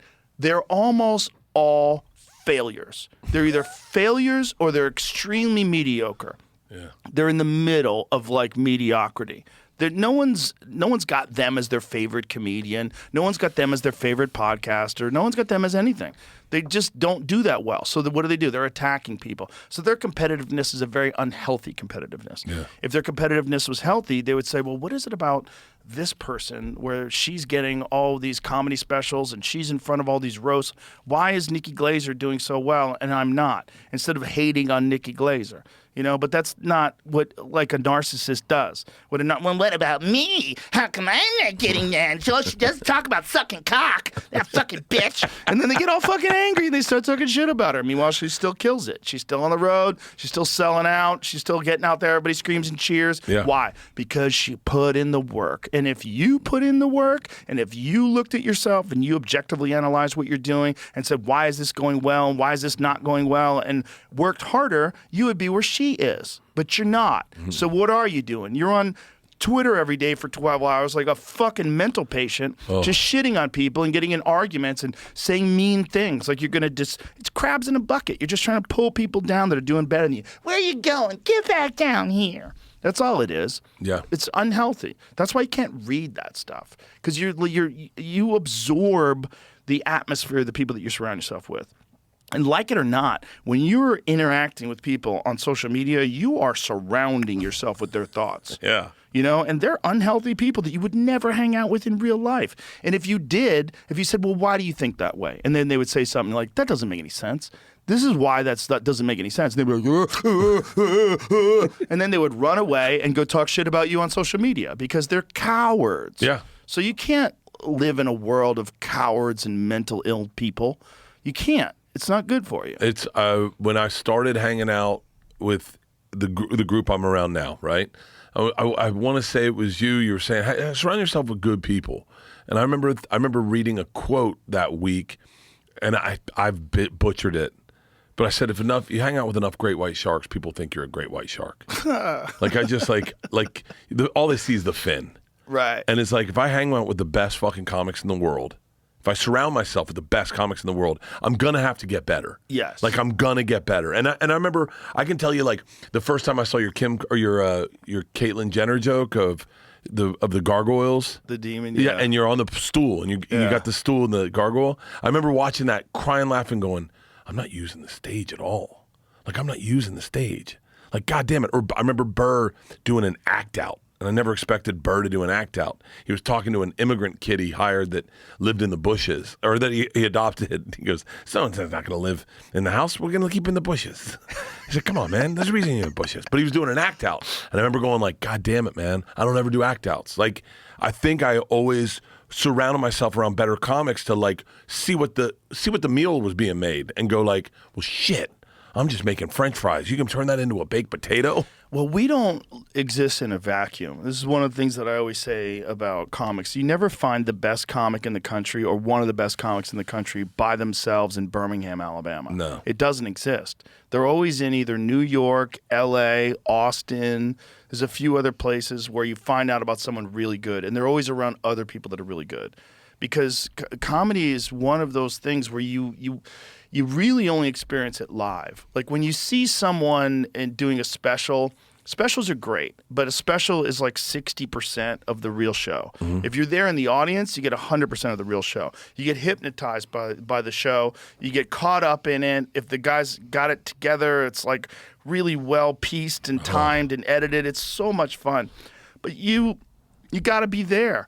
And when you're at a club, like, and you see Gillis and Ron White, and like we had the Mothership, you have all these great comics. Like, man, the atmosphere is just uplifting. Everybody's inspired and exciting. And for people that are listening, like, yeah, that's great for you guys, but you're fucking famous comedians. You could do this with your friends. Whatever you're doing. I don't care what you're doing. Whatever you're doing. If you guys are all pickleball players, just work hard to be the best fucking pickleball player. Hang out with other pickleball players. Talk about pickleball. Get involved in it. Push each other. Tell each other what you're doing that's making you better. Tell each other what are the different things you're doing that's enhancing your recovery or whatever the fuck you're into. Find other people that are also into it. Surround yourself with people that have a similar thing, and you all lift each other up. And you need the other voices, because I think sometimes the best jokes you tell are like you don't realize you're telling a joke, you don't realize it's a bit, and then someone goes, "Yo, man." Like I remember we were doing a new material night one night, and I got off stage, and you walked up to me and you go, "Did you really not know that Helen Keller and Anne Frank weren't the same person?" And I was like, yeah, you should think they're the same Bro, person. did you? You know what I've been reading? That Helen Keller was a fraud. Yeah. Okay, hold on. Let's start here. Okay. So, okay, I heard Stevie Wonder could see. Okay.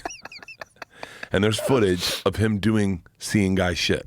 Like what? Pull it up. Yeah, There's all like sorts of stuff and some very interesting stories people have told too. Shut the fuck up. Yeah. like there's Boy, a video. that's a great secret. To keep that secret for so long while you're still alive. Helen Keller's dead, and it just leaked out in 2026. Dude, Helen Keller. Look, Her doctors were saying that she responded to stimuli, to sound, to visual, and then her writing was apparently all the same grammatical errors and spelling errors that her handler had. this goes back to Cub Shay Shay, Joe. It's just like he says to me, you lost it lost all, everything. Like, and you I built it did. back. And I I just lost Stevie it. Wondered him. I'm Bro, like, yeah, I can't see, man. Me and Eddie Bravo were crying laughing because I was on the toilet when he called me, and I'm taking a shit, and he's like, "Did Bert Kreischer lose everything?" I'm like, "What? That was the what first do you mean?" thing you said to me he's last like, night. "Yeah." He goes, "He was on Shannon Sharp." I go, "He didn't lose everything," and I go, "I bet Shannon Sharp just said that, and I could see Bert totally just going with it," and we were crying laughing. Eddie and I were crying. We're like, why would you go with that? Why wouldn't you just tell you Bert wouldn't? He wouldn't even, but he was, I don't know, Shannon. I just pulled myself back up and I hit rock bottom. He never hit rock bottom. He was never even in the middle. He was always doing great. That's what happened to Stevie Wonder. Oh, they were my just like, hey, man, I God. heard you're blind. He's like, what? And then someone's like, just go Come with it. on. This Dude, can't be real. I swear to God, there's video of Ray someone. Charles is blind. Don't kill all my dreams. Ray Charles is really blind. But Okay. I heard Stevie Ray Wonder Charles got a lot of pussy, too. Stevie Wonder. You know why? Because he didn't care what it looked Didn't like. give a fuck. He just cared what it felt like. Did you smell good? Do you smell good? Can we fuck? I brought a blind guy on stage one time in Hartford, Connecticut. I was like, he was with a fucking smoking hot chick. He probably didn't even know. And I said, dude, what a waste. And he was like, what? And I go, you got a beautiful chick, but you could just, wouldn't a fat one feel better? Like, because you're all touch, right? And he goes, no, man, I can feel her face. And I went, what? And he goes, she's gorgeous. And she was. Oh, he could feel her face. So this is when I was young, Interesting. and there were no rules in comedy, and no one had phones. So I said, hey, man, come up on stage. I want you to feel people in the audience and rate them on a scale of 1 to 10. Oh, no. And fucking the confidence of these chicks. I'll do it. And gets up, boy. feels her face. He's like, 4. And the crowd was like, this guy's good. He could have worked at a fair, Joe. He was so fucking good. He was so good. You have to have footage of Stevie Wonder shaking dudes' hands. Come on. There's one where I saw where he comes up on stage and Stevie sticks his hand out to the side and the guy's like, hey, what's up, Stevie? Yeah, but he would hear people and know that they were to the side of him. I don't know. That's what I heard. But then I think that's what happened with Helen Keller is, right? The story Helen gets Keller, bigger. it seems like it was fraud. It seems like she probably was like visually impaired. Okay, when someone attempted to shake hands with Stevie Wonder, pray this. Oh, it's a joke making fun of it. Okay, so not that one. Oh. But I did find, so there's a bunch of compilations of people, like this is from Drink Champs, these Stevie Wonder stories keep getting wilder every time. Shout out. You ever had Drink Champs on? No. Let me hear some of this. Stevie's not blind stories. Stevie Wonder be FaceTiming on everything I love. Stevie Wonder does FaceTime me. Come on, man. I can't make this shit up. Come on. I was in there chilling I was getting my hair done with my hairstylist. He gonna tell us a story. And my phone rang, and my hairstylist like, did I say Stevie Wonder? I said, yep. I went boop, and he was like, I've been looking for you. You know Snoop Dogg said that Stevie Wonder's FaceTimes him? Yeah, We have all kinds Stevie of stories. FaceTimes me too.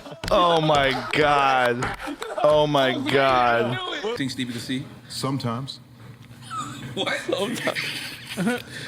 Shaq said he rode in the elevator with Stevie and Stevie pressed the button. We lived in the same building on Wilshire. All right, I just need to describe this story. You can park in front. You can park in front, or you can park in the bottom. I'm already in the elevator. So you say Stevie got out his car, Dolo? No, but he got on the elevator, though. Okay. And I'm standing in the corner. I see him. I don't want to say nothing. He's like, what up, Diesel? And he hit his button, and he got the floor, and I'm like... Shaq said he rode in the elevator with him. He didn't say that he was in there. He just seen Stevie, like they lived in the same building, and they both walked in, and Shaq because he didn't want to say nothing. And Stevie said, when Shaq walked out, all right, later, Diesel. First That's he came in, he crazy. Yeah. That's crazy. Well, what a great move that would be if he really did it. I think he's blind. No, it's the pitch. But what up, Diesel? First of all, the sound that he would make when he walks. Like, Shaq is huge. Yeah. He's an enormous person. So Biggest you'd probably realize there was an enormous man next to you. You'd have to feel it. Right. I'll He test probably, it. maybe he wears the same deodorant or cologne. Because dudes who can't see have amazing sense of smell. Like, people smell differently. Yeah. You know, like certain people smell different, I guess. I don't notice it because I can see them. But I guarantee Shaq does have his own deodorant. Yeah, there you go. No, he has his own deodorant. It's So he got probably Shaq's head on it, I think. He probably smelled Shaq's deodorant. Yeah. I don't know. I'm just trying to be charitable. This is how I think it happened, right? Stevie Wonder goes on the Ed Sullivan Show at 5, and he's probably hard. He probably can't see. He probably doesn't have 20/20 vision. He's probably legally blind, right? Right, legally blind. Legally Interesting. blind. Like he can see shit, but it's not great vision. Right. And they're like, this is little Stevie, and he's like, what's wrong with his eyes? We can't fucking put his eyes out like that. Give him sunglasses. And then the story got bigger than it was. I will say this. Okay, I got video of this. This just proves that he might be blind. Okay. Leanne was at a concert the other night. This guy, Corey Henry's Stevie's favorite pianist. Leanne loves Corey Henry. She goes to the concert. She's sitting next to Stevie Wonder. And Stevie Wonder didn't stand. The whole place was standing. And Leanne was like, why isn't he standing? I go, because you only stand to see. If you're blind, you're going to sit through the whole show. It's no different to you. Right. So I was like, and then I have video of Stevie Wonder sitting. Mm. But it's also convenient because who the fuck wants to stand for a show? I don't. Helen Keller. The Helen Keller one's different. The Helen Keller one's because there's doctors that have said, like, it was medical records at the time where people said she was responding to light. This says that that's not true. The Helen Keller thing? Medical board archives from 1902 to 1924 do not contain examination reports showing Helen Keller had functional vision and hearing throughout a disabled life. And the conspiracy that Keller was a cash cow for Sullivan is debunked by the fact that Keller's full life continued with another companion, Polly Thompson, who also interpreted for her. That doesn't mean anything. That means that other person could be in on it as well. Yeah. That doesn't mean anything. Also, this is a time in 1919. I mean, come on. How We're talking easy about was a lie in 1902 to 1919? 1924. I mean, you could get away with so much. So she supposedly flew a fucking plane? This says I told you she flew a No, hold on. Yeah, this says it was from like a movie, and there's no. The movie. okay. She flew a plane in a movie. A silent film. She played herself. She played herself flying a plane. yeah, They no just thought people were retarded back then. They're like, show her flying a plane. She's the best. She started a university. Nothing can hold her back. Why is it holding you back? She can't hear, she can't see, and she could talk and write books. Like, wait, what? Okay, that is this one article. I knew But she flew a plane. I've read things that said that the people that were examining her said that she responded to sound and that she responded to light. Just because this one thing says it's not true doesn't mean that it's not true. Well, then here's the question. Because it's also, we don't know. This is 100 years ago. Yeah. We really don't know. How blind and deaf do you need to be before you say you're not blind and deaf? Right. Well, the thing is, like, can you not hear anything? Can you not see anything? That's blind and that's deaf. Anything else is like, I have poor hearing and poor sight. Yeah, but that doesn't sell a fucking book. Right, but that's the problem. Like, maybe she could see a little. Maybe she just had bad vision, and maybe she could talk a little. Because otherwise, how? I mean, so less impressive. Explain to me how you're going to write books. Explain to me how you're going to grasp concepts and language and communication and interaction. Explain to me. I don't get it. I've never met anybody since then that's been able to do it. Do any blind, deaf people today write books and fly planes? I don't know if she flew a plane. She's just in the plane. That's what it said. Oh, yeah. She's in the front of the plane, and they usually flew it from the saw back. a blind guy in a plane once. I didn't think anything of it. I didn't think he flew. I almost got in a fight with a blind guy at the Austin airport. For what? Right after I did the show last time I was here. I was a little high. I went to the airport, a little drunk. He was fighting with his wife, and he grabbed her by the back of the arm to leave, and I thought he was just grabbing her by the back of the arm like a dick. And I was like, hey, and then he turned around, he had sunglasses on and a cane, and I realized that's the only way he could get to the gate. Look at Bert being a fucking white knight. I know. Stepping in, fighting blind guys. I fucked that guy up. It is so easiest fight I've ever been in. Remember the look on the black guy's face at TSA when I couldn't see that he was blind already, And he grabbed his wife's arm, and I went, "Hey!" And the black guy went, "Oh shit!" Like not knowing you're talking shit to a blind guy. You were drunk. I was. I was hilarious. wasted. So, are there any good articles that say Helen Keller could see? No, I asked Perplexity. It said she was blind and deaf, caused by meningitis when she was 19 months old. Again, I wonder if she could see a little and hear a little. Makes a lot more sense that you could write books. That's why I just stumbled across something that's, I don't know how true it is. It just says that somewhere along the way, Stevie Wonder got some sort of corrective something or other to help. Oh, so you could see a little bit? Perception issues or... What? That means you could see. Stop lying to me, damn it. Crazy. But he also, another thing says he's got detached retinas. Wait, did you ever see that? Oh, interesting. So he has damaged vision then. That sounds like damaged vision. Shortly after birth due to retinopathy of prematurity from being born prematurely. He's addressed his rumors persistently about being able to see. Since the blessing allow him to see people's spirits, not their appearance. So this is the Instagram thing that I saw initially on Helen Keller. I'll send this to you. Yeah, you don't believe that, but you believe that bullshit article that you just pulled up. No, I'm saying starting with social media isn't the best place. Listen, it's the best place for information. That's where I get all my information. Everything's accurate. You could start there. It's all real. It's all real. Have you ever told someone, yeah, I read a book about it. It was just an Instagram post. And they're like, a book? I think I saw the same post. Yeah. Helen Keller was a fraud. Doctors proved she could see and hear. That's her? Her teacher made millions from the lie. It said Medical Board archives from 1902 to 1924 allegedly contain examination reports suggesting Helen Keller retained partial vision and hearing throughout her life.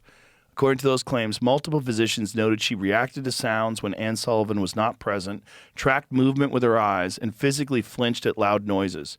One sealed report is said to conclude that her responses pointed to coordinated deception rather than true disability. Sullivan reportedly refused independent testing. Aha.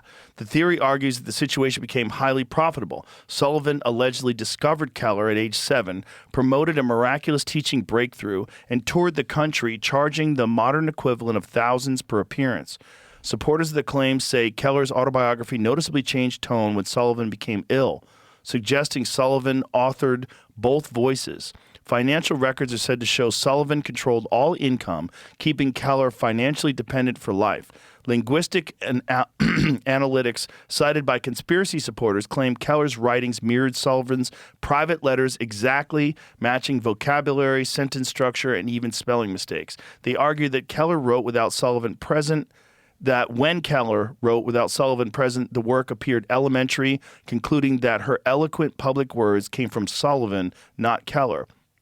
According to the theory, disability organizations later built massive institutions around Keller's story. When evidence questioning her condition surfaced, it was allegedly suppressed due to protect a lucrative charity, an inspiration-based industry that relied on a powerful symbolic figure. Lance Armstrong. What do you mean? This is the whole you build the whole thing and people start coming at you, right? It's like this is the time when the Elephant Man was big. But Lance Armstrong won those races. And the thing about the Lance Armstrong thing is, you could say Lance Armstrong cheated, and he'll tell you he cheated. But the reality is everyone cheated. If you wanted to go back into the archives when he won Tour de France and figure out who didn't test positive, you had to go to 18th place. Yeah. So they took away all his jerseys. By the way, fuck you, he says, because he still has all those jerseys on the wall. Bitch, you can't take them from me. You could say I didn't win, but everybody knows I won. Yeah. And everybody knows he won when all those other guys were doping too. But I was saying they were trying to protect a lucrative profit. Uh-huh. And that's what didn't happen with Lance. They just threw him under the bus. Well, he was also suing people who were saying that he took stuff because they were whistleblowers, because they went after them first and said, listen, if you blow the whistle on Lance, we'll get you off the hook. And so then he would sue them. It'd be a better story if Helen was more like Lance. And they're like, we got a tennis partner says you play tennis with him, Helen. she's like, I'm going to sue you. And they're like, you're talking pretty good. She goes, I'm going to sue you.